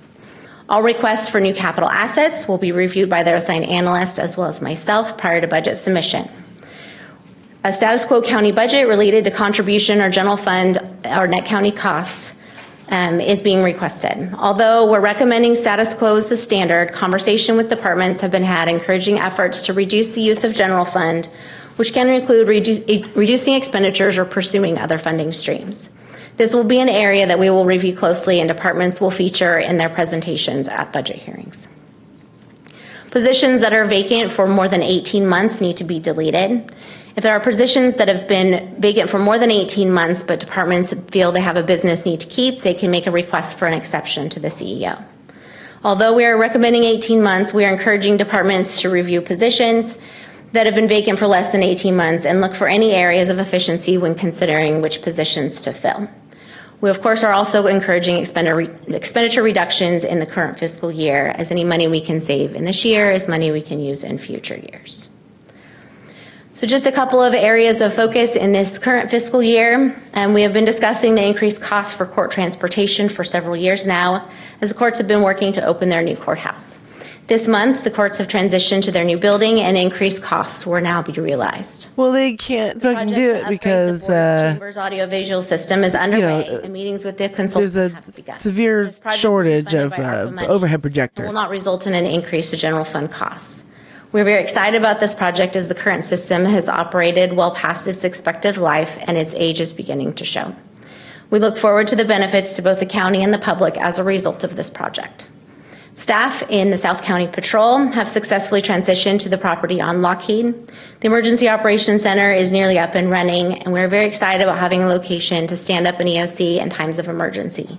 In addition, there will be opportunities to Who's going to emergency the emergency? plan for future emergencies. So for next fiscal year, as you all know, the ARPA funds must be obligated by the end of this calendar year. Staff are working hard to ensure that we fully obligate these funds. As we're able to save general fund dollars with projects, we will move towards moving additional funding to the jail expansion project.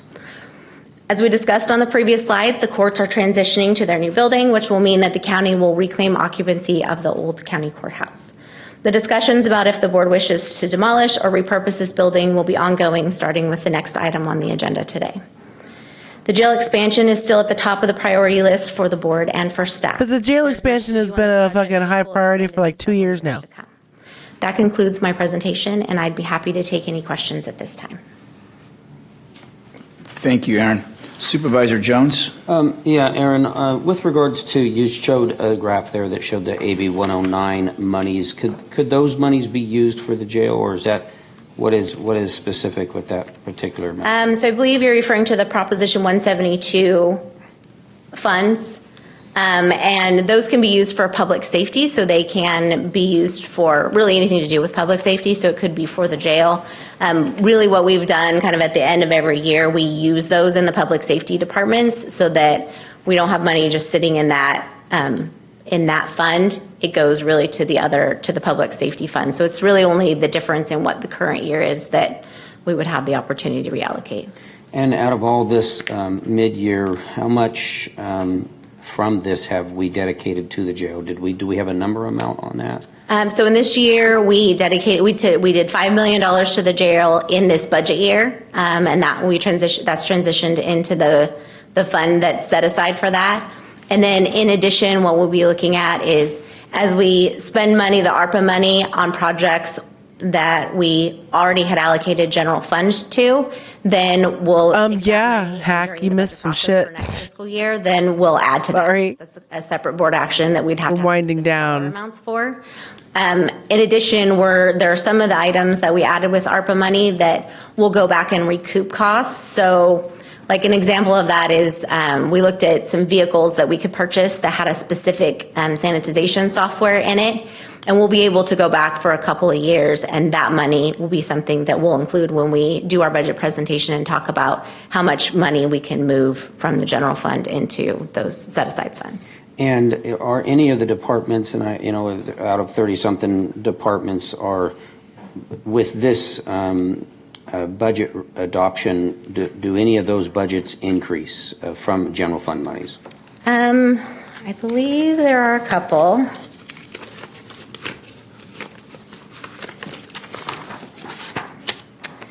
So we had a couple. So we had the Board of Supervisors budget had an increase because we've increased the number of meetings. That increases the food budget as well as the security budget because we have additional security that comes on. We had an increase in the 102 budget. Let me just take a look at that real quick.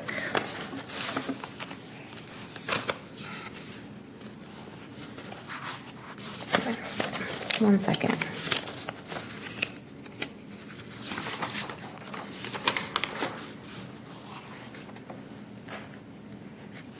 So we had a legal investigation, and then we had some costs that we didn't anticipate from the CEO recruitment that were submitted to us this year that are hitting.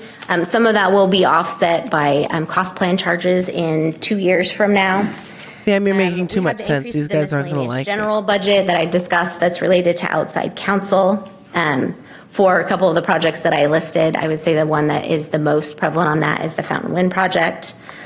We had a few increases in some of the sheriff's office budget, but they were offset. They were moving money from one to the other, and overall they decreased their total appropriation authority.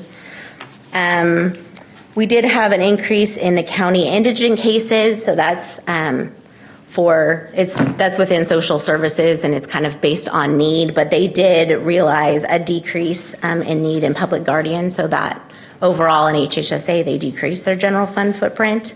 And then the budget amendment for the clerk of the board for outside counsel for the commission is an increase to general fund. And CEO Rickert, does this mid-year update, does this fall in line with the majority of the board's goal of getting money towards the jail? Do you see that this still is on that track? Yes, Supervisor Jones, I do believe we are on track, and we'll continue to make efforts to find additional funds for the jail going forward. Okay, thank you. Supervisor Rickert.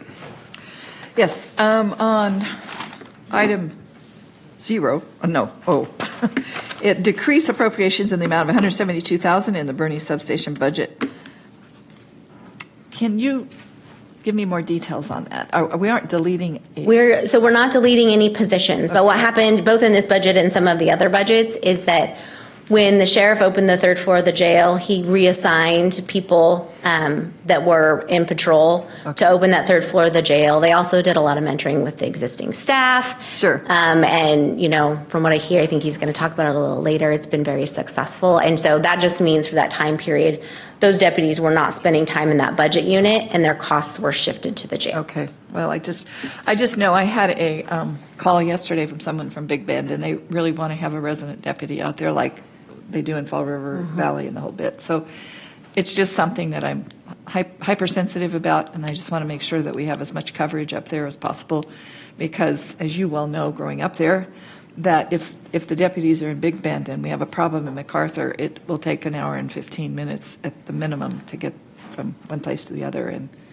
a lot can happen in that short period. Yes, and I did confirm with the sheriff's office that they weren't deleting any positions, like they weren't doing that. It was really associated with both moving people like to the jail, and then of course as we have vacancies, there's salary savings. That's natural. The other question I had was on Z, and that was an increase in. What was that, Supervisor Rickert? Which one? Z. It was increasing the budget from $13,514 to $48,514, increase of $35,000 for the, what do they call that? The Shasta County Elections Commission. And I just was wondering, is it possible to get more detail on that? Why is there such an increase, and what's the justification for that? Yes, so originally when we had brought the original budget amendment for the Elections Commission, it did include an increased amount, but the board wanted to reduce that amount, and so we did that. As we all know, we've had some vacancies at County Council. In addition, elections is very specialized, and so to this point, they've had I believe her name's Joanna from BB&K that has been helping with the commission meetings, as well as researching some specific topics. And so at this point, they are really kind of bumping up against that budget that the board approved.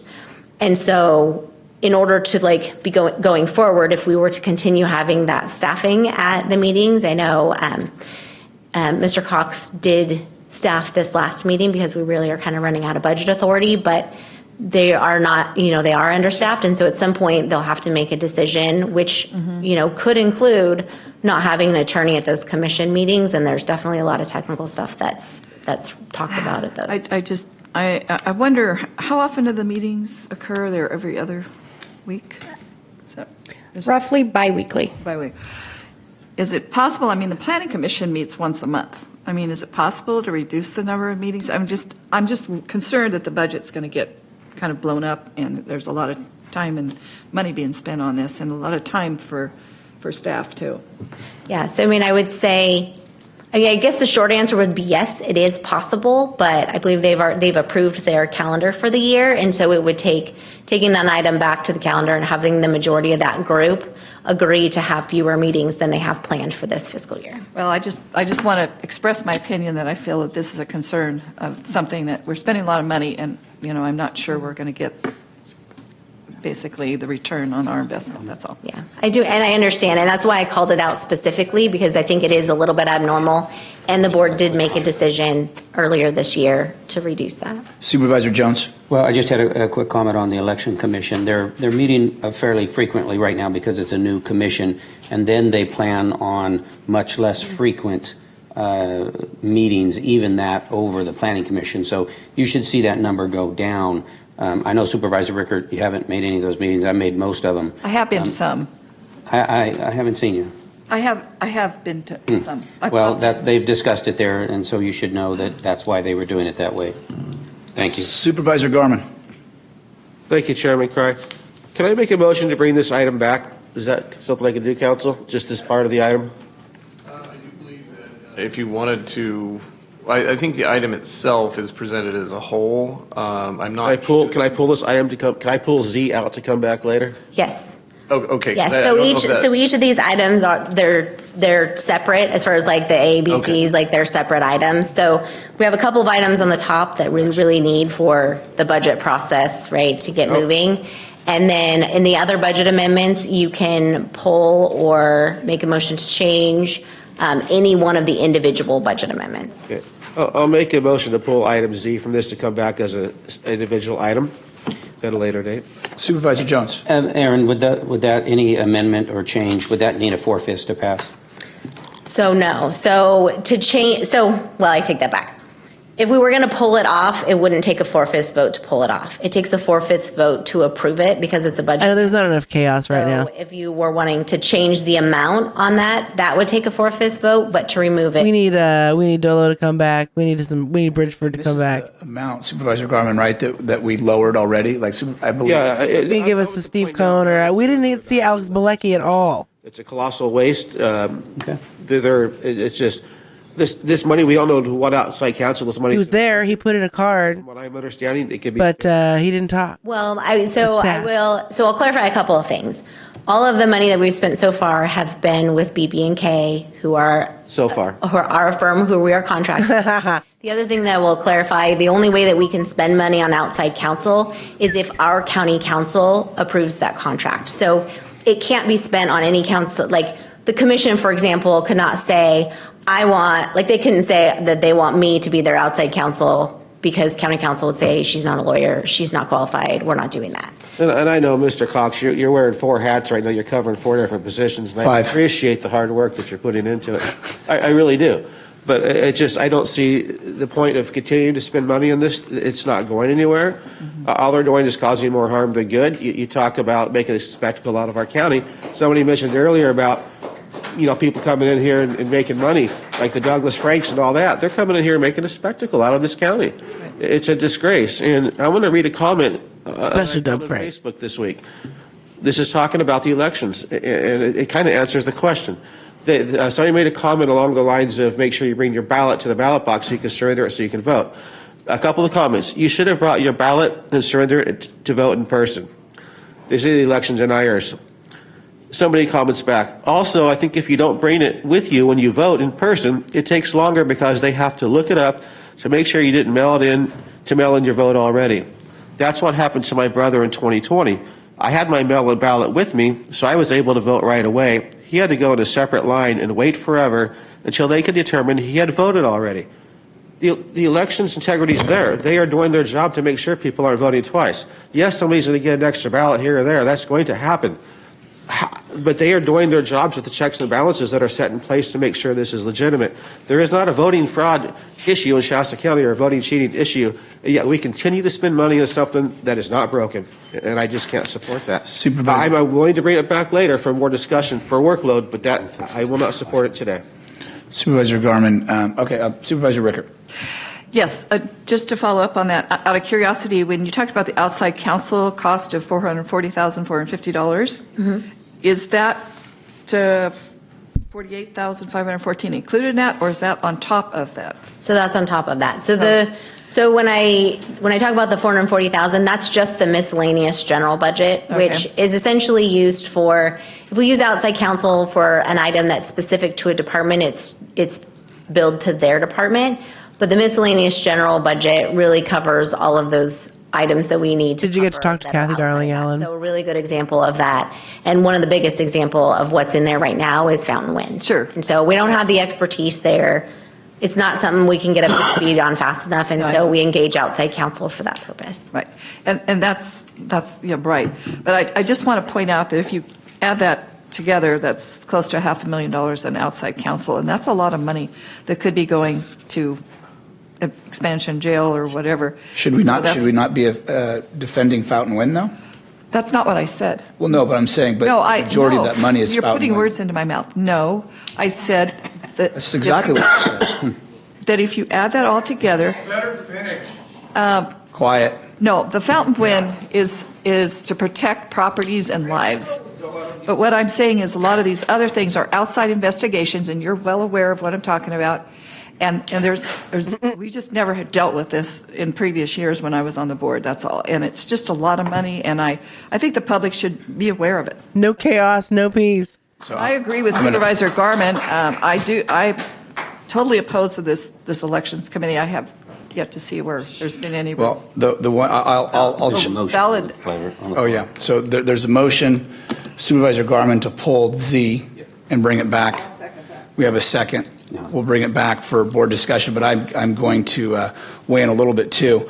One of the gee, Drake, must be some other things on his mind. When this person came forward and said there were huge issues, and keep in mind, as I've been chair, I've said that there's some various fees and things I've wanted to look into, impact fees being the first, which we suspended because it's an unjustified tax.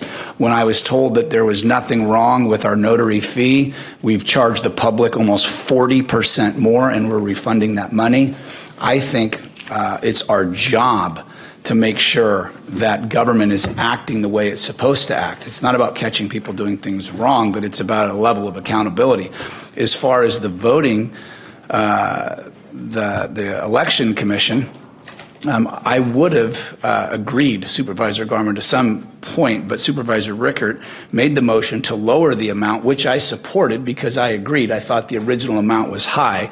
I do think if we're going to have a commission, we need to do it right. And then talking with county council at that time, they said they thought that was justified. My question is, if it requires, it requires a 4/5 vote, right, to put that through. So if we bring item Z back, it will require 4/5. Is that correct? By itself, it Yes. would be as if it was Yes. an individual budget. I mean, it's a single item that would be added to. I mean, my thing. It's 3/5 to bring it back, 4/5 if we approve it. We can bring it back. Well, with 3/5. I think you're saying bring it back and approve it. Well, yeah, if we bring it back, does it take 4/5 to approve it? To approve it. That would, yeah. It would still. So my point would be, would you want to just break that out and then vote on it now? Because if we're not going to support it, because the one thing is I might have supported that, but based on my conversations with Joanna Francesca and then all the duplicate ballots that were sent out, and then the stack of ballots the Election Commission has of dead voters from 2019 and 20, I think that is way outside this scope, and it needs outside counsel about what can be done. That's just my 2 cents. If we could vote on it now, I'd love to vote on it and just kill it. You can vote on it, but it would be killed if you vote on it today. But are you like seriously open to it? Because I don't want to drag. I am open to it because of the council, the amount of work that council goes into. Correct. But I would just rather abolish the whole commission, honestly. Right, but that's not on the table today. So what we have to deal with is do we want to bring it back or not? I would like to see more staff reports. I would like to see more in depth on this and where is this money going to go? This has been going on a couple months now. Maybe we can come back with a calendar that they can change their calendar up a little bit to save some dollars. If we're going to keep it, let's keep it in a fiscally responsible manner. Right now, it's not fiscally responsible. Okay. Supervisor Rickert? Oh, sorry. Go ahead. Vote another time. More chaos. All right, we will take public comment on that item since we have to take public comment. R7, this is for the entirety of R7. This would be Steve, Jeff, Jenny, and Christian. You guys can all get in queue. Yes.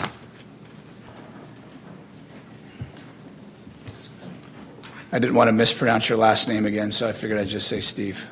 Well, usually do, so. So, Con, sorry.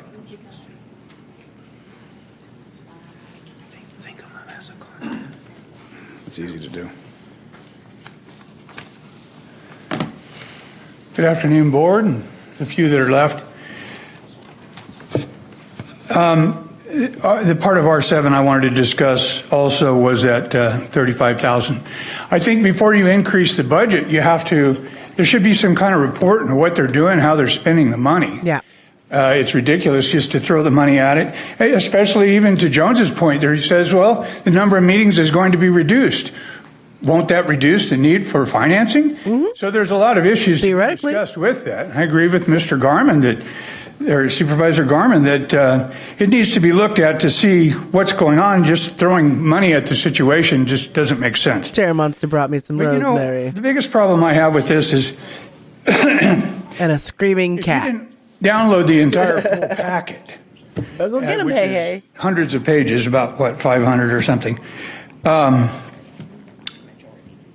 This item was buried in there as an increase to the clerk of the board. It didn't say anything about the Elections Commission. And most people who would have spoken today would have only reviewed it to that extent.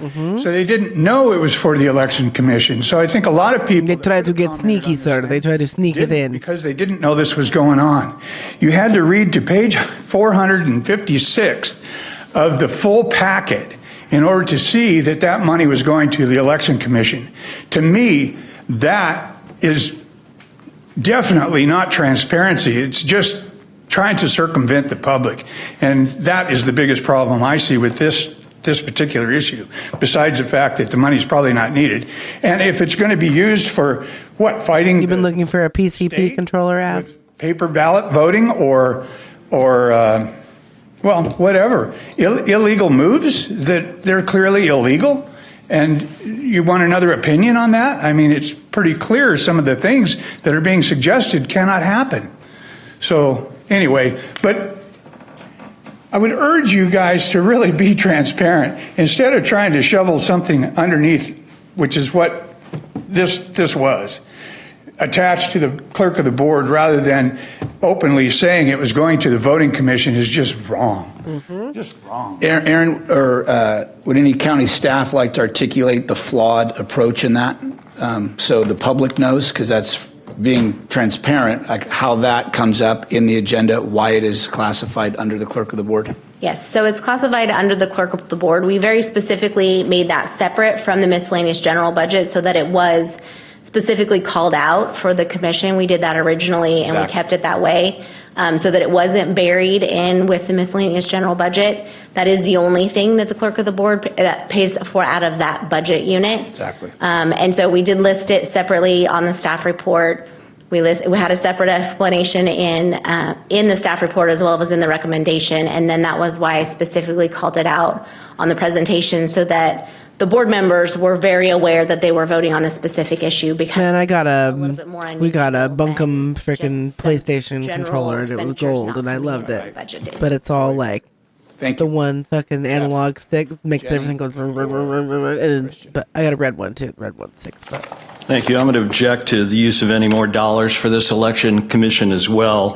Thank you. As I understand it, this is an ask that the budget almost double for this elections commission, which has only been in existence for a short period of time. And they've already exhausted their original budget, over a few months, and now they want to double it.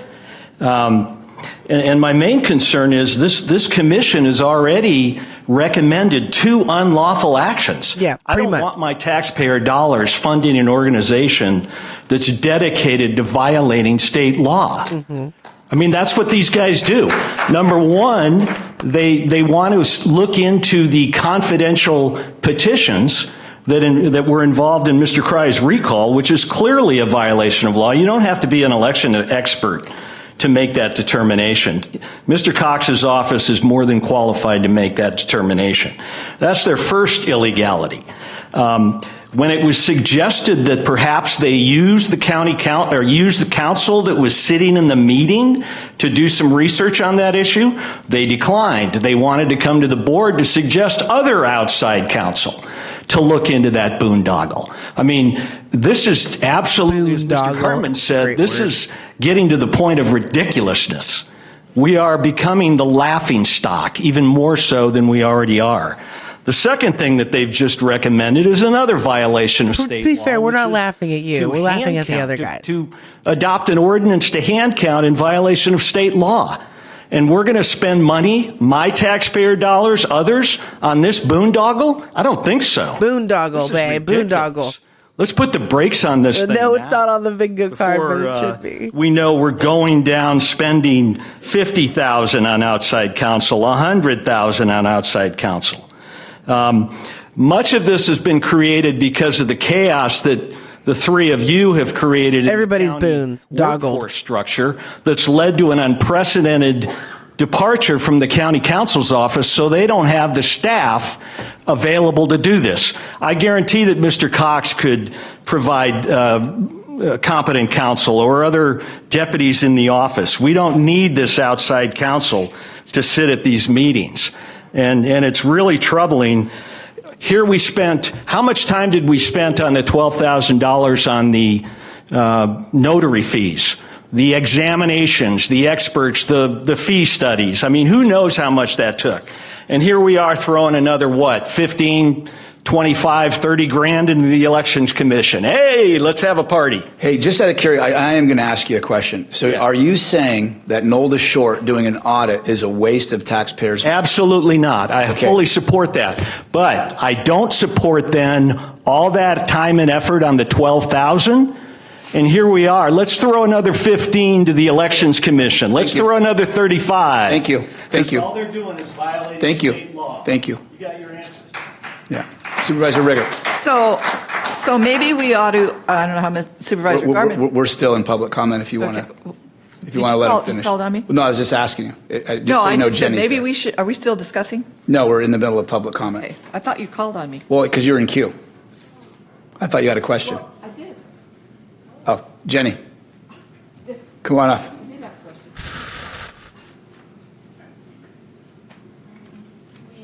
Oh, is it on yet? Okay.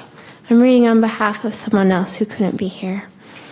Honorable board members, due to the controversial nature of Shasta County Elections Commission, it is my opinion that the budget request by the clerk of the board should not be combined with other routine mid-year budget adjustments listed in the staff report. I am requesting that this particular budget amendment be continued to a future date as a standalone agenda item so that the public can have adequate time along with more concise information in order to analyze the ongoing cost associated with the commission. Please consider that the staff report should contain a fiscal year-to-date accounting of budget to actual expenses for the commission. Without this information, it is difficult for the public and board to I think down ballot starts until what, 7:30? the need for additional funding.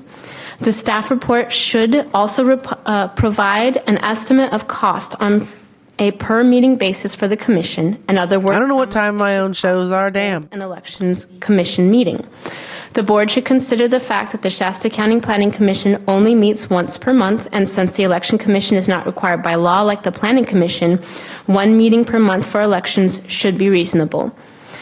In January of 2024, the Election Commission forwarded a recommendation to the board asking the special counsel to be hired to determine legal standing regarding the examination of signatures contained in the petitions to recall Kevin Cry.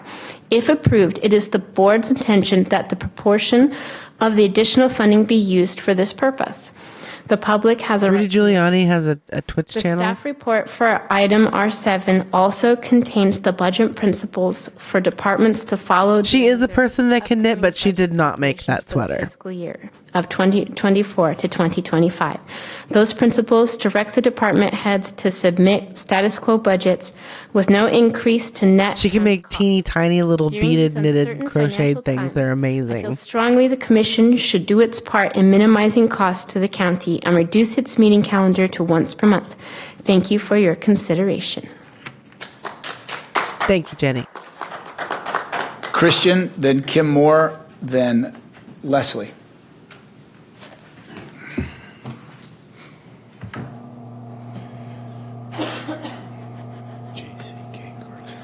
First off, I'd like to point out that Kevin Cray persistently complains about the state getting in the way of the county over and over and over. Buddy, that's where your money comes from. Probably 60% of the money that you allocate comes from the state. So you should actually be thanking the state. The other thing that is so ridiculous is we're looking at a deficit here, ladies and gentlemen. Yet we're opining about lawsuits, about suing the state, because Mr. Raccoon, or whatever his name is, Mr. Pello, oh, by the way, Mr. Pello hasn't come through with the cash, believes that we need to make, as Supervisor Jones said, a test case out of Shasta County that will change the nation.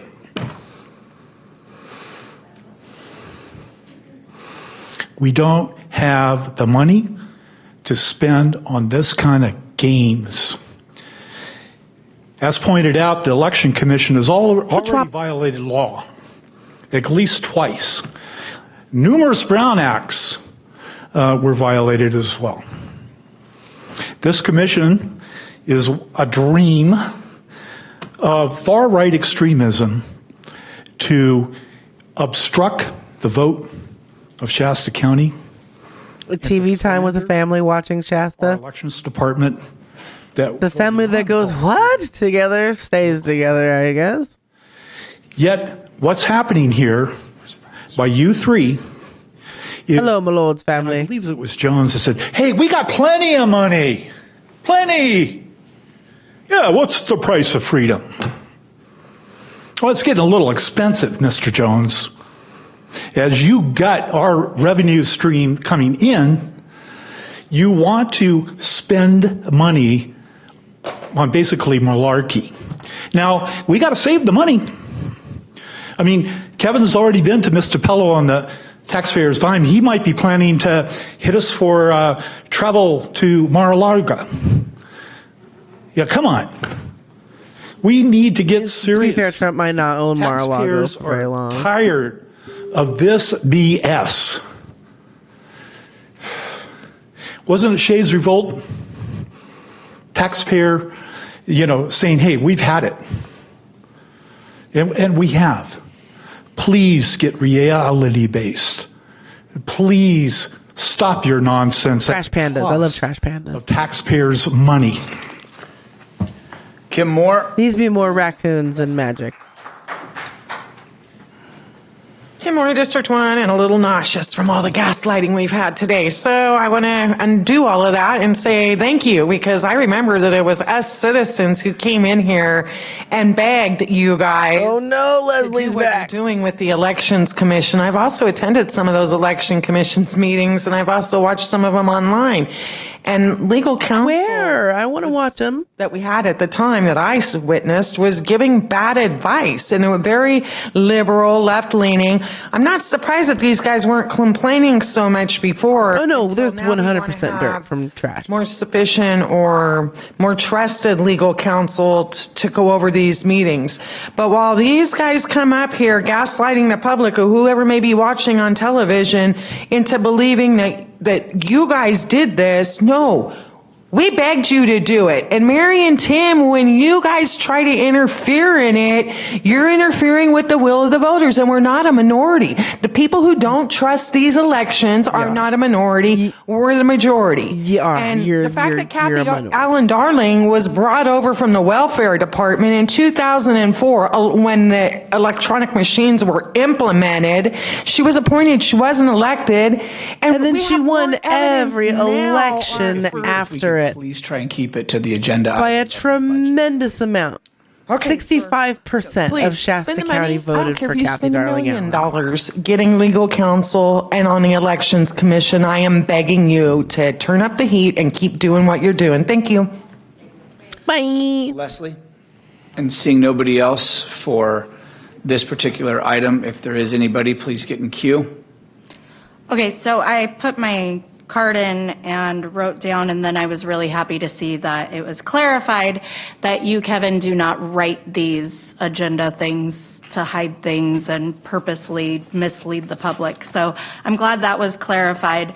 I'd like to speak to support the Elections Committee. Our tax dollars have also been used to increase hours at the meetings, listening to some baseless rants in support of the recall.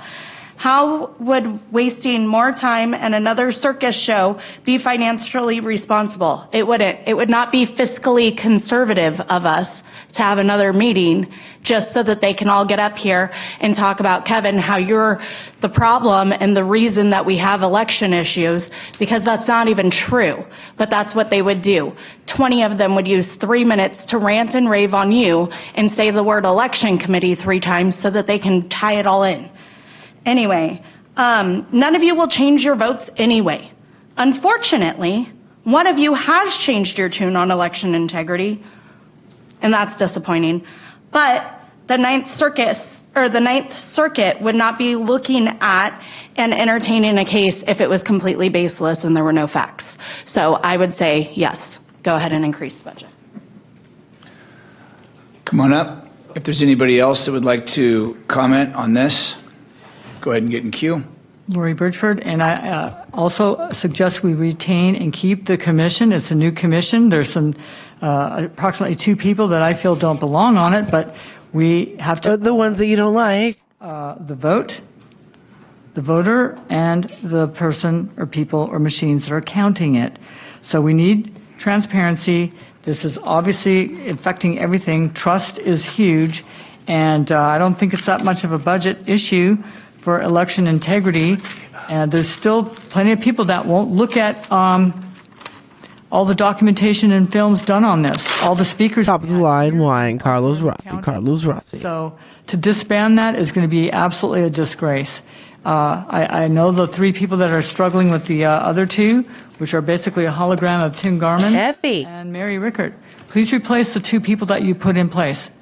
They do not qualify. They're supposed to have a moral, ethical, and whatnot. So I know budgets are tight. We're going to find money because we have a lot of repetition in this county. And the money's somewhere if we just do the proper audits, forensic audits, and all the rest. Thank you. And all the rest. You know who says that a lot? Lori Bridgeford. You know who says that on all the rest a lot? Nancy Pelosi. She says that a lot.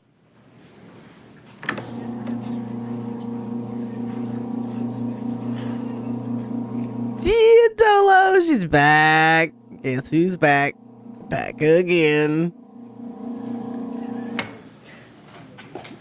You 3 are a pair of clowns. You 3 are a pair of clowns. Yeah, you heard me. You can't keep on spending money and wasting. It's just because Chris is so ineffective at anything. Coming here and telling you, oh, yeah, spend the money. It's not their money. It's not coming out of their pockets. It's coming out of the citizens and the public. Not there's just 3, 4 people who are left over here in this meeting. It's everybody's money. The only reason you're doing it and the reason you're just voting on it is because it's going to benefit Nathan, you looked me in the eyes standing from that podium, and I don't know how I feel about that. For the way you're doing it, it's all set for you, Kevin. It's all set for you because you're in the middle of a recall. This is part of what you put in the agenda earlier. Waste and abuse and fraud. You're abusing the funds. You're abusing the people. It didn't go unnoticed. This is something that everybody needs to file a complaint under the whistleblower because you are abusing your position and wasting tax dollars. That is a part of your agenda. You are going to use this money because you talk like you planning to sit there. You ain't going nowhere. But you know what, Kevin? You're wasting money, and it's all because you're trying to figure out how to stay on that. Did she say prohibit law even one time? A couple months ago, you laugh, you clown. You go ahead and laugh. You're nobody. Couple months ago, I have to say this. Chris, I'm sorry, but you actually asked me to provide some documents that Kevin Cry asked you to ask me because he wanted to see the signatures on the recall. There's no way in hell I was going to Who knows what you're talking provide. about? You know what I'm saying. I got it on my phone. I have it on that text on my phone. So don't try to deny it because I could prove it. That's your whole plan. Unfortunately, you have to use Chris to ask me to provide those signatures. documents when I was The able petition, to honey, see the petition. It's okay. signatures We'll when give the you. recall. You're frustrated. We You get it. needed that. You're fighting so bad and so hard to stay in that seat. But you know what? The voters are going to remove you because you're abused and you believe that you. She runs Boone's Farm. Like, You know, Drake, we give Dolo a pass because, you know, the enemy of my enemy is my friend. So, so it's my understanding about all the homies there today. a lot of individuals are speaking to one specific part of the budget related to the Elections Commission. I have to say, I have felt, you know, pretty much since the commission was created that it is pretty much a waste of money. There is a certain subset of the community. I certainly don't believe it's a majority of the community that is interested in pursuing you know, the types of behaviors that the election committee is doing. But the thing that I wanted to bring up was something that actually Patrick Jones, I will affectionately refer to you as patient zero at this point, but Patrick Jones once said of a committee that was set up to select and review the doctors that are coming on here, that the committee ultimately means nothing and that your decision can supersede that. And so I feel, you know, based on that alone, it almost feels like this committee is a solution in search of a problem, and it's in search of a problem that you're trying to find. And because of that, to me, it's highly fiscally irresponsible to keep pursuing something that really a majority of the community doesn't. No, I don't think Dolores lies at all. I think that when she comes up there with something and she thinks she has something, she wholeheartedly believes it herself. She's got it. Have you coming up? And I bet she does. I can't imagine what her notebooks must look like. Sorry. Well, you get 3 minutes, but take your time to come up. Okay. Okay. We need to keep this committee. We are revealing too much stuff that is wrong with our voter files. Oh, Bev, you ain't revealing shit. Our voting system in general. It is. You tell me how much fraud you want me to find. I'll find it for you, Mary. Okay? Because I'm finding it every day. No, you're not. I have a report on all of it, and I haven't put your stuff together, but there's fraud. You think it's okay for dead people to vote? For people out of the state to vote? There was an article from Arkansas, okay, where all these Arkansas people that used to live in California are getting ballots. Okay, that's not right. That is fraud, and we need to clean it up. Thank you. Herp derp, Bev, bye. Is there anybody else that would like to speak to Z? I think it was Z that we. No, it's the R7. Well, no, R7, but item Z that we pulled. Yes. Okay, Supervisor Rickert. Yes, I had another question too. Is the elections department doing any cost accounting as far as this budget is concerned? Is their costs for their input that they put into this commission, is that included? A fucking notepad and a pencil and I think that Tim and I would flag. like to have answered, and I think the public would like to have answered. I don't know if is that included in there? You get a little packet of stuff. That's so our election bra taking their time. We should have a special allocation, in my opinion. That shit was insane. Commission issues. Well, so when we think about the budget, if election staff is working on this commission with their existing staff, they already have the budget authority for that, and so it's not costing the county additional money.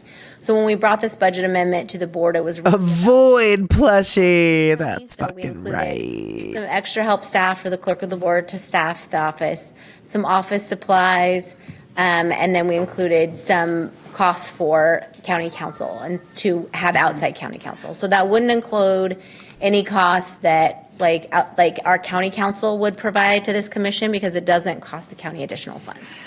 And so the item like Z really is about resources for our county council's office, and that this commission exists. The board approved this commission by a majority vote. Mm-hmm. And so at this point, the request, and it is certainly at the discretion of the board, which is why we did call this out very separately, and why the last time we brought the budget amendment, we did it entirely by itself, because, you know, it is at the board's discretion if they want to provide additional resources. And so for me at this point, it's about trying to do the best that we can with what has been approved by the board at this point. And so certainly if the board chooses not to not to approve this item Z. It won't stop the commission from meeting. Sure. It will just either mean that if they're available, staff of county counsel's office will be attending because there won't be a budget for it. Or it may mean they may have commission meetings and they will not have council present. And that does happen with some of our other commissions. Yeah, seriously, let them cook. Don't have council present. We just felt like with this commission meeting that it's a good thing for them to have council so they can help guide them in the areas that they do have control and doing things in the right Is manner. it egregor The point I was trying to make philosophico? The time that Philosophico. the elections department staff are having to spend working on commission issues, commission questions or whatever. So that's taking away from their time that they would have been working on their assignment. So it's still costing that department money to be working for the commission. Does that make sense? So but it's not, but the budgets are still separated. Correct. It does make sense. For me, in terms of budget, they already have the budget authority for those people. Sure. And so if they're allocating their time to working on commission items, yes, that means some of their other stuff is probably suffering as a result. That's right. But they're not increasing their overall budget. No. They're not charging overtime. And so really these items today on this budget amendments really are about, do we have the financial authority to do it? And if the board chooses to say no, which is certainly within your rights, then we'll just pivot and we'll use different resources for it, or the resources won't be available for the commission. Supervisor Jones. Aaron, of this fiscal 24-25 proposed budget, what's the total cost of this? Roughly, just the budget right now, what is, because we're arguing about 35,000, I'm just wondering. Yeah, the total cost it's over 500 million. Okay, thanks. It's over 6, is it? Supervisor Garmin. Oh, is there anybody else for public comment on R7 specifically? Oh, wait, actually, we're done with public comment. We already brought it back to the board. Sorry, my bad. We already stopped public comment. We're going to take a roll call vote. Stephanie will start to my right with Supervisor Garmin, and this is for pulling Z out of R7. Yeah. Yes. Supervisor Garmin? Yes. Supervisor Jones? No. Supervisor Cry? No. Supervisor Thank you. Castro? Yeah, our alien Supervisor merch is Rickert. pretty Yes. great. I would I would like to make a motion since that did not pass. Well, that motion did pass. Oh, that motion did. Okay. Because we weren't voting on an actual budget amendment, just pull the item off. It only needed a. To clarify, I don't think it did pass. It did not Oh, pass. it did not. No, I'm sorry. Sorry. Supervisor Jones jumped in there. Simple majority You're vote is right, required to continue, and we did not get that. So. So item Z is not pulled So from with that, R7. so that I would make a motion that we approve the budget principles for the fiscal year 24-25 as the proposed budget. And I'll second that. We have a motion by Supervisor Jones to approve R7 and a second by Supervisor Kellstrom. We'll take a roll call vote, and we'll start to my left with Supervisor Rickert. Supervisor Rickert? Did you say that Z included in that? Yes. Z is included in this. So That really makes it hard. I guess I'll do yes, but I don't want to have Z. is that a yes vote, Supervisor Rickert? Yes, for Okay. the whole balance of it, because I don't want the other to not pass. Yes. Can these? We're doing a roll call. For clarity, if Z doesn't pass by a 4/5, So with the motion as it stands, it is to approve everything. So if that doesn't pass, it has to pass with the 4/5 for the budget amendments. Okay.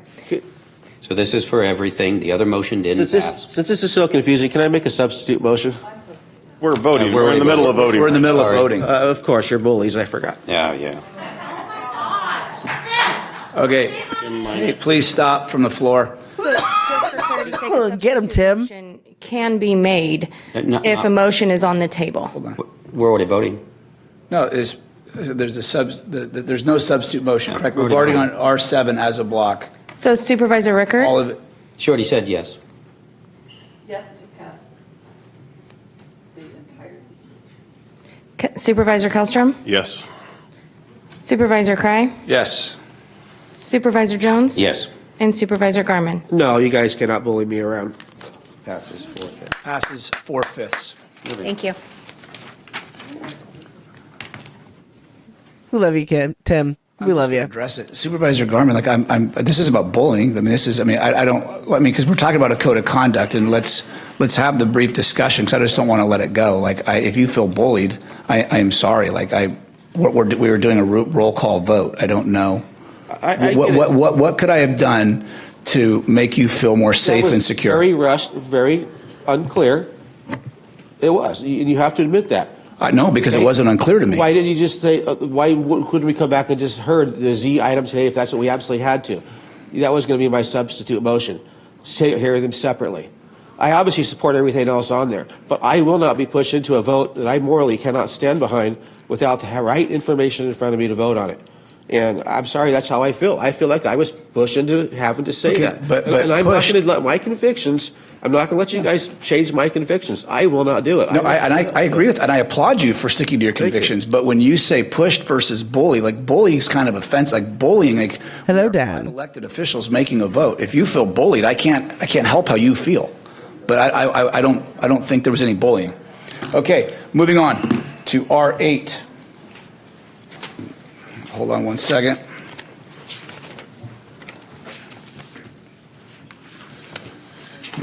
Who is Public Works? Troy, welcome. Thank you. Oops.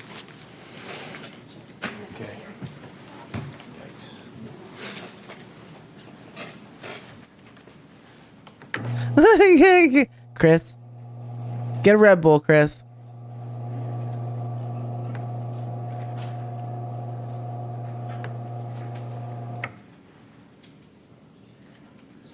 Simple as forward and back?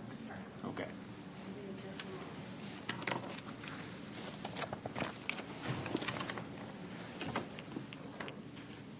Are we waiting on a presentation, really? My apologies, Chair. Give me just one moment. No worries. Okay. I thought I did. Yes, I did. Okay.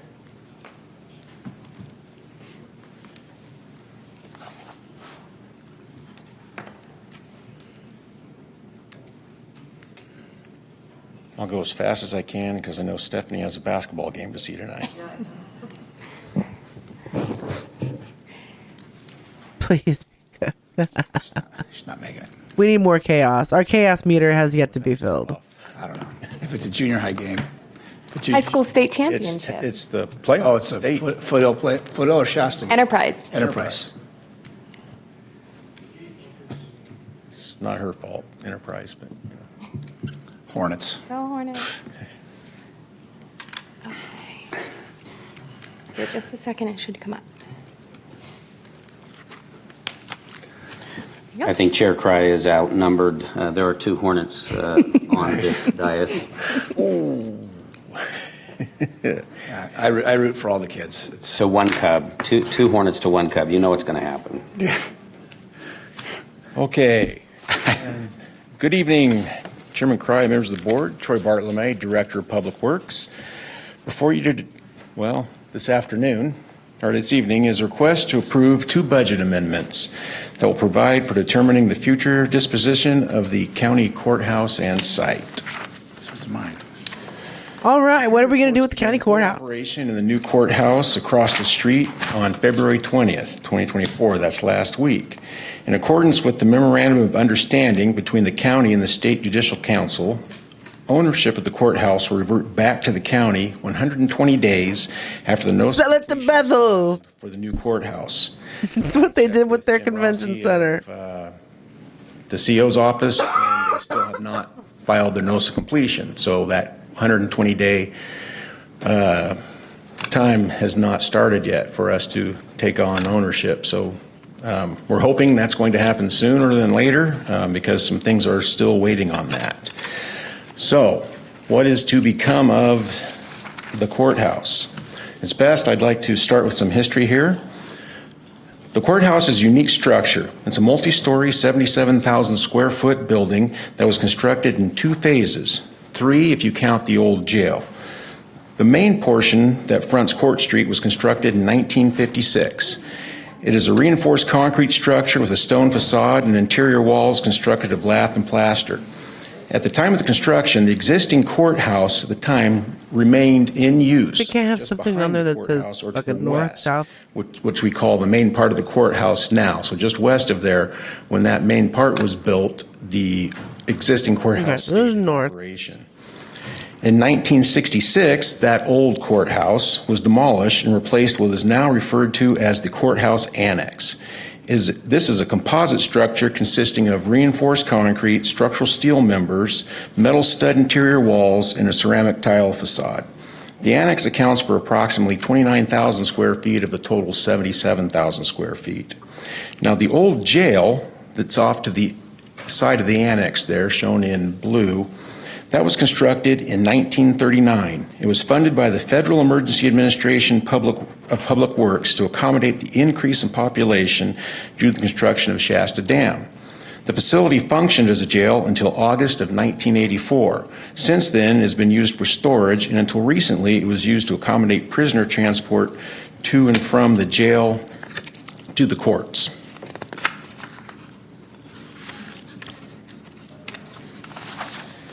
So going forward, there are it's weird looking at the city from this fucking perspective. What's to happen and become of this site? I recognize everything there. First thing that has to but happen just is from this level, it's weird.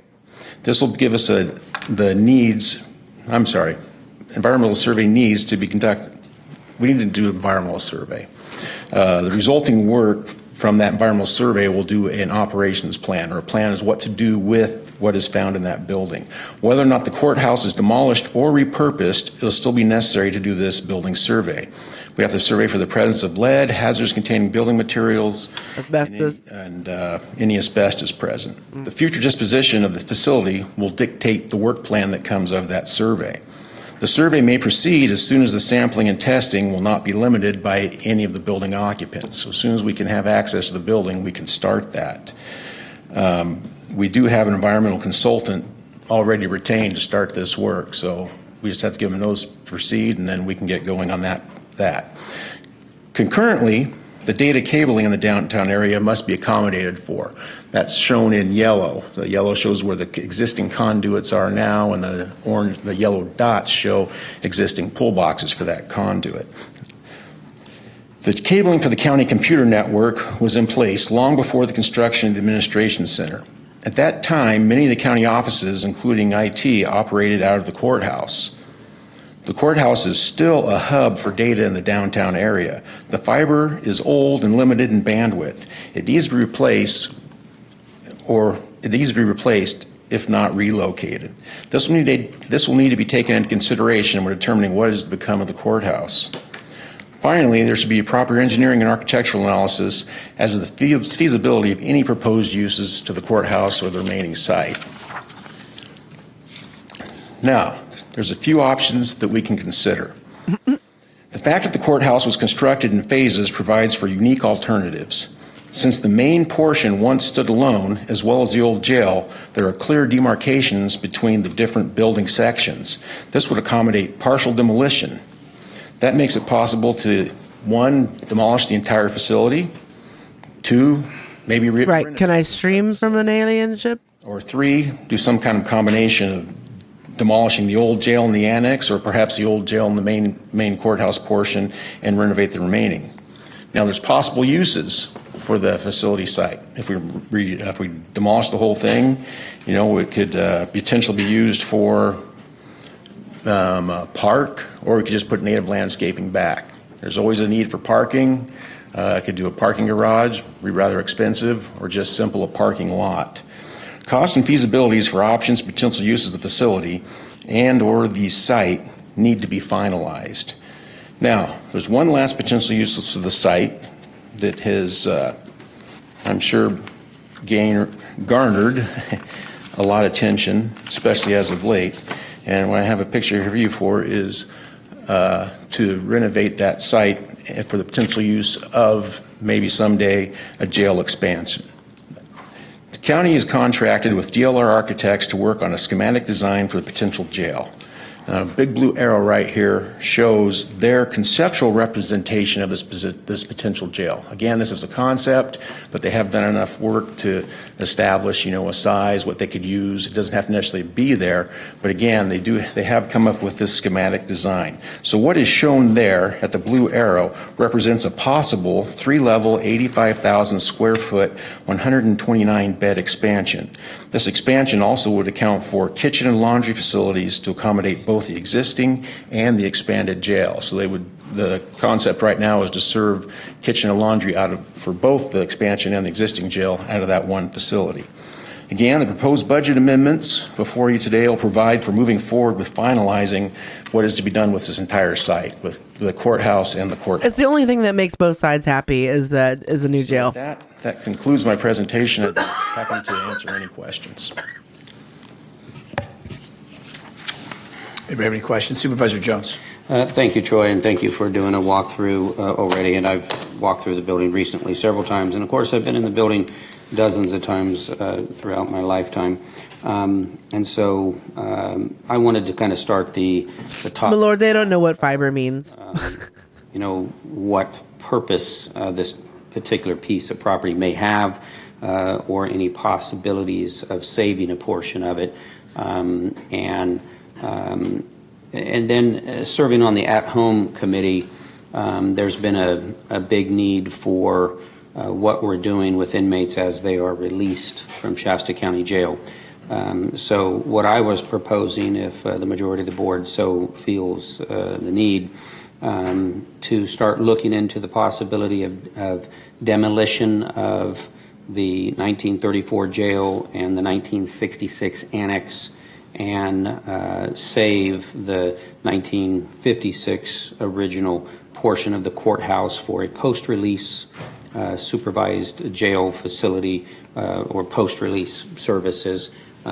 We've talked with Health and Human Services and Laura Birch, being able to have county services there, to have possibly nonprofits there, and working closely, obviously, with the jail system that could free up.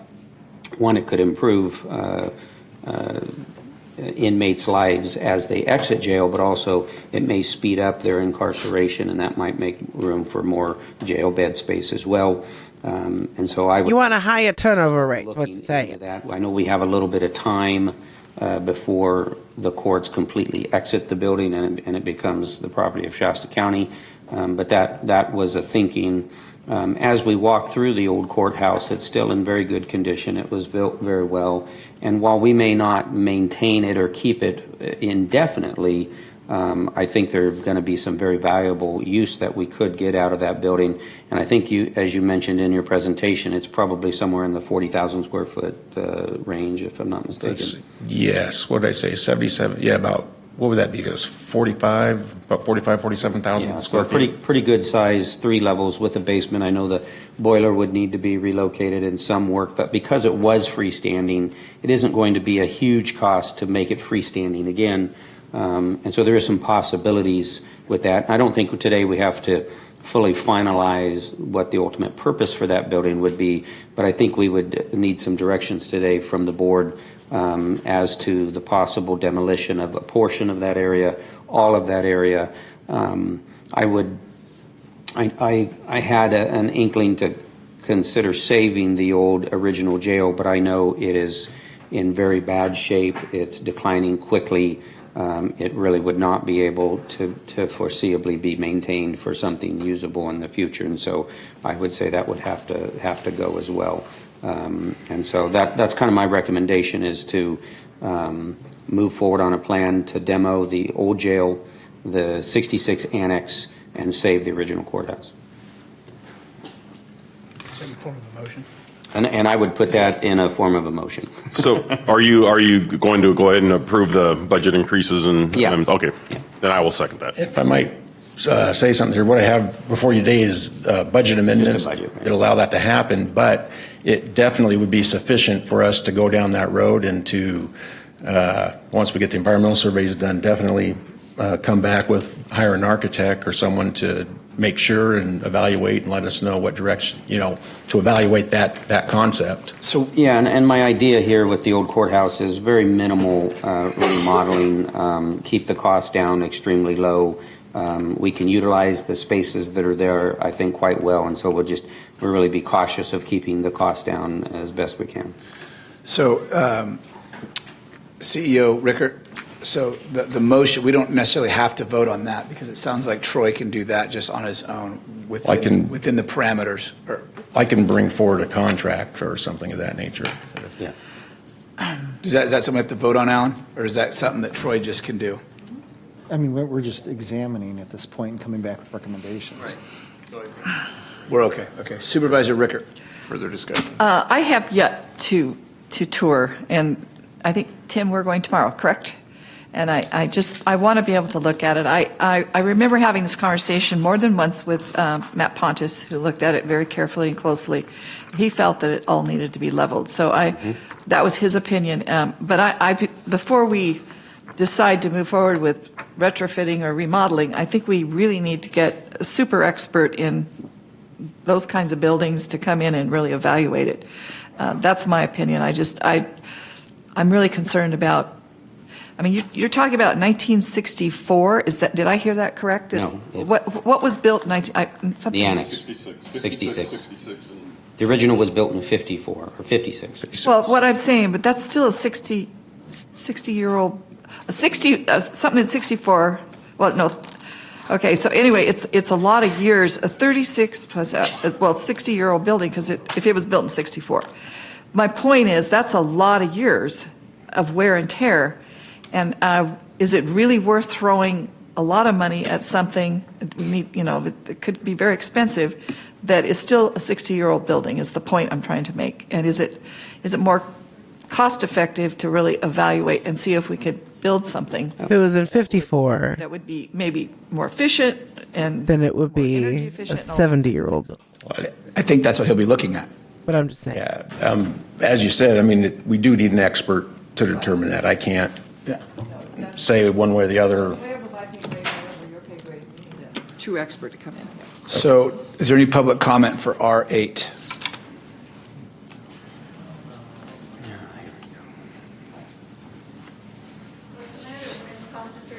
Here comes Dolores. Ready to represent the people? That must be nice.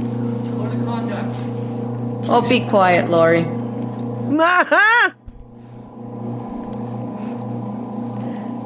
Those are your Republicans. By the way, you're talking about a jail, building it in downtown. Here we've been talking about mental illness people. We got so many issues. Why don't you just build a new jail somewhere so these people who are in jail, who are committing crimes, they also have access to be outside of the jail. So that way when they go out when they're released in society, they're able to function. How would you like to be in jail in a building when there's nothing? And all you see is little small windows. How do you expect people not to have mental illness? Don't break the law. It's my public comment. Sorry. So I don't understand. Why don't you just look at something else instead of just building it in downtown? There's, like I said, put these people out there in jail. Yes, put them in jail and make them, be in there whatever time they need to be. But you gotta go out of the box to get these people to live out there in the society. That's why they keep on committing the same crimes, because they don't know anything else. How are we supposed to teach them to say, hey, you know what? Maybe there's a hope for these people. The ones who have not committed like big crimes. I'm sure everybody commits crimes, but what I'm saying is mental illness. Then you got the homeless people, you put them in jail, and they're right back out, but they got nowhere to go outside to able to see the light, to maybe put them to work out there outside to build something, but you just have them in the place where they have no light, no nothing. How can they function when they get released? And you expect them to, and then you guys just voted something. I don't know if it was here or not, but the state gave you guys money to help these mental illness people with mental issues, but yet it's like a cycle. You guys are not solving the problem. You constantly just think, well, let's get more money, let's get more money, let's get more buildings, let's do this. But you're not solving the problem because the person is the problem, not putting them in a new building and creating something. You could ignore me, Kevin, all you want, but you know what? It doesn't matter because you know what? I'm looking at your picture. Yeah, no, you know what, Kevin? It's just you're a joke for a person who's supposed to be a public official. You don't act like one. Supervisor Garmin. Thank you, Chairman Craig. I do support R8, but Dolores brought up a great point, actually, if you stop and think about it. And that is the fact that we have a lot of, look at a prison. A prison does have an outside yard. Our little jail doesn't have an outside yard. It's not meant for prisoners, yet the state is forcing us to house prisoners here for years on end. So that, I'm sure, would affect the mental illness at the end of the day. I just wanted to acknowledge you brought up a great point with that. Supervisor Kellstrom. Yeah, this is a simple budget amendment, so if there's no more public comment, can we just get to the vote, please? Yes. We have to take public comment. I know, we took it. Yeah. All right. All right. So we do have a motion. So I'll just restate my motion to be a little more clear. And so this will increase appropriations and revenue by $250,000 in miscellaneous general budget and increasing appropriations by $250,000 in accumulated capital outlay budget. And I'll second that. All right. Stephanie, can you do a roll call vote starting with Supervisor Rickert? Supervisor Rickert? Yes. Supervisor Kellstrom? Yes. Supervisor Cry? Yes. Supervisor Jones? Yes. And Supervisor Garmin? Yes. Passes unanimously. Yeah, seriously, man. He needs like to R9. My favorite subject. Michael Johnson, Sheriff Monica Fugit, Support Services. Come on up. Drive safe, Bryce. That mean we're done with presentation. Ready to go? Oh, yeah. Chair, supervisors, good evening. How about some good news? So the jail, I'm going to give you a little bit of update. We're here to request those 6 additional PSSO positions, but I want to give you a little bit of an update on where we're at with the whole jail operations because it is very positive.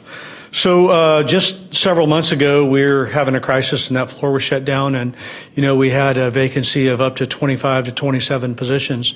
I'm here to tell you today that we are down to only 4 correctional deputy vacant positions, and those 4 positions that are vacant, we actually have them all 4 filled and people in background for those 4 positions. So with any luck that they all make it through, we'll be able to onboard those by the end of March. We've already begun and are very far along in the transition of taking those deputies that came off the street and were working the jail out and back to the street, and the correctional deputies getting off of training or replacing them as we speak. Of those positions, there's only 3 correctional deputies actually on the excuse me, still on Jesus, inquiry. Are you fucking kidding me? I must have missed very that. good as far as that goes. Now, we do have a few operational hurdles in there still. We have 4 correctional deputies that are out on extended leave, and we have 2 correctional deputies that are on. The sheriff is so shiny. So as you know, that creates some issues, and the biggest operational issue with that is we're still running 2 to 3 overtimes per shift at that jail to fill those holes created by those other anomalies. I'm sorry.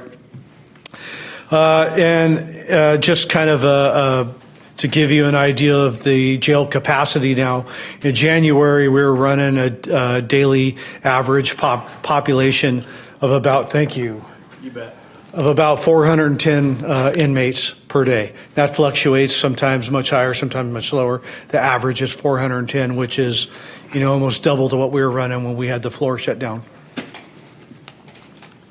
You can keep it. I don't want it back. I don't want it back. I don't want it back. He stole it from me, so. Well, thank you. I actually needed that. PSSOs, so as you know, we're here to ask for the additional 6 PSSOs positions, which we all talked about in meetings and operationally could help the jail significantly. You gave the first 6 positions. We have those all filled. There's only 1 PSSO left on training. The other 5 are actually running panels and doing the non-inmate contact things. That's worked great.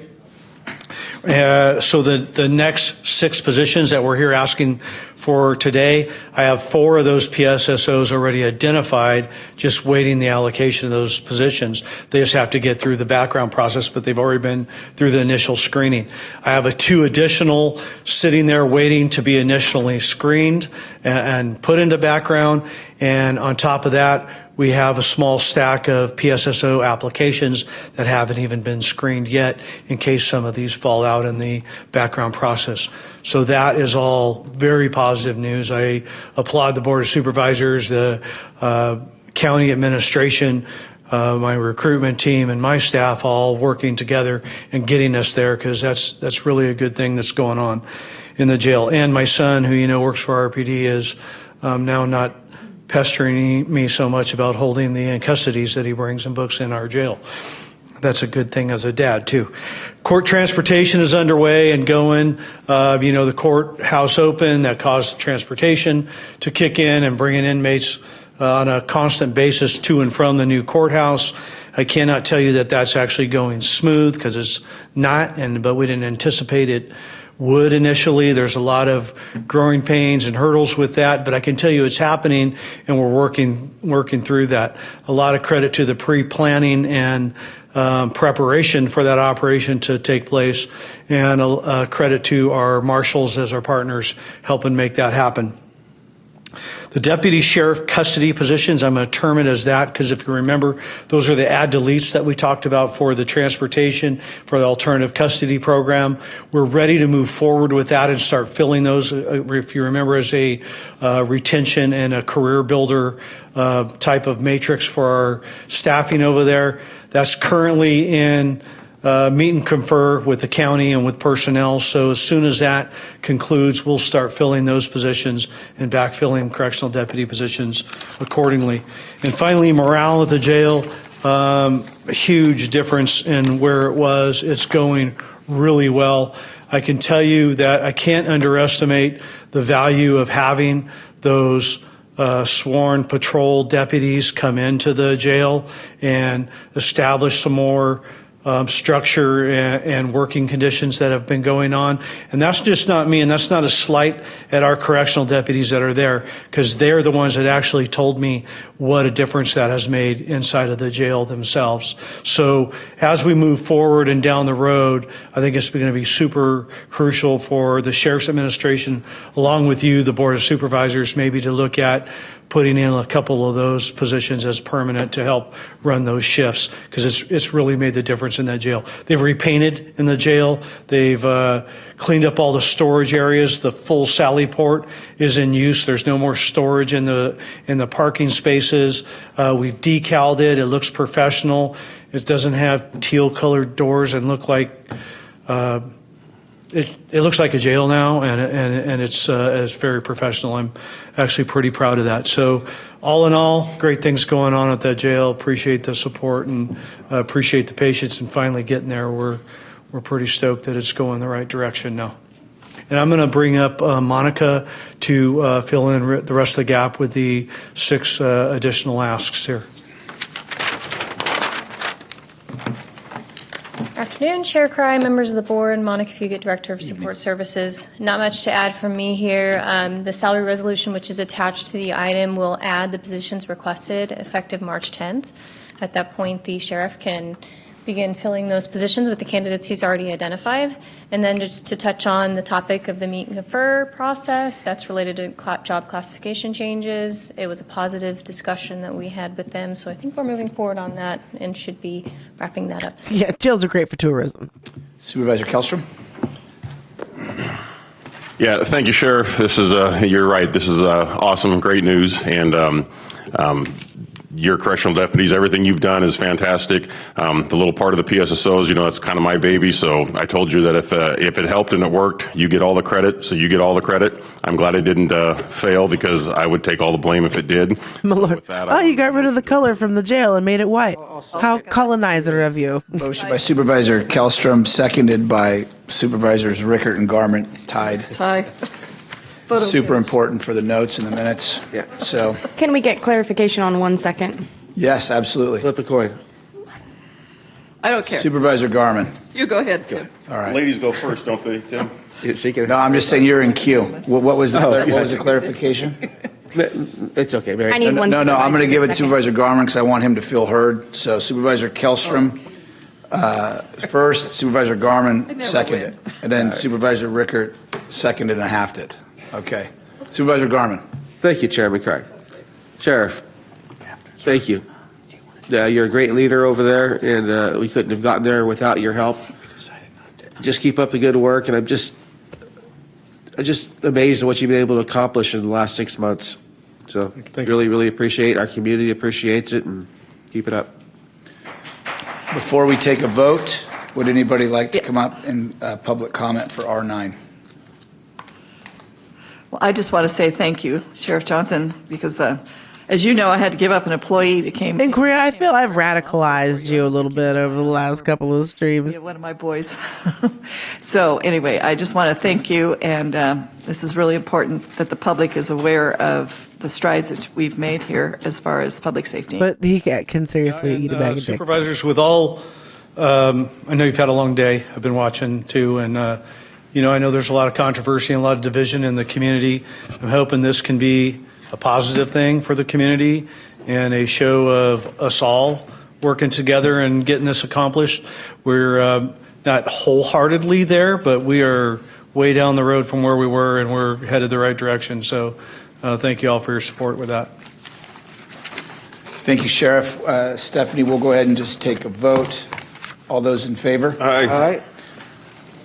All those opposed, no. Passes unanimously 5-0. Thank you, Sheriff. With that, our February 27th meeting is adjourned. Wow.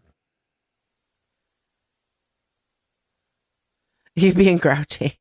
All right. Well, that was episode 5 of Supes. It got fucking spicy here and there. I was like, I don't think anybody's going to come jump over the podium or whatever, but you never know, man. That shit is fucking unpredictable. But, all right, let's see who we have to raid. Oh, US A-hole. I'm really important. Get Dylan.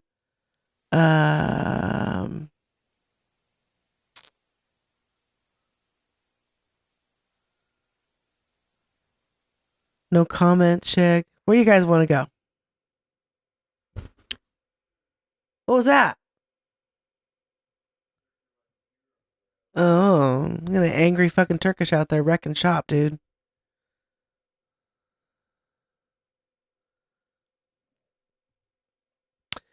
So, down ballot tonight, 7:30, and then public comment with Dave. Tomorrow is intellectual idolatry, starts at 7 o'clock. Thursday is Cults and the Satanic Panic. Friday is Conspiracy Bingo. Saturday is Catterday. Sunday is the Plex. I'm the media wench. Trying to get my shit together so that I can fucking have you guys raid somebody. I'll play a song and get out of here. Thank you again, everybody. We'll see you next Monday on Mondays with the media wench. And we'll have some more fucking Shasta drama. I'm fucking sure, because it's never ending.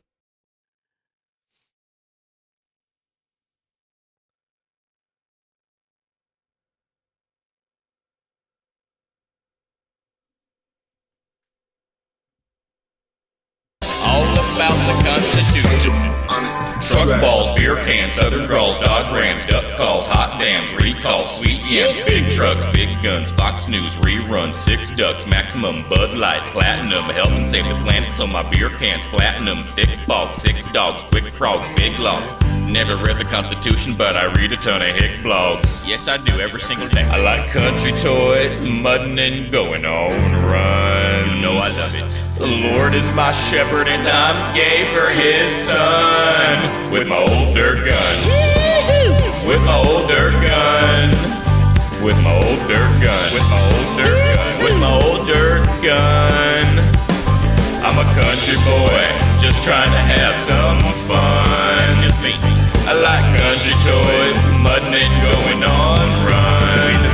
With my old dirt truck balls, insurrection, bar brawls, small erection, body my choice, so I'm never getting an injection. Only hear my own voice, echo chamber, truth protection, Donald Trump, my selection, pulling stuff, the fuel injection.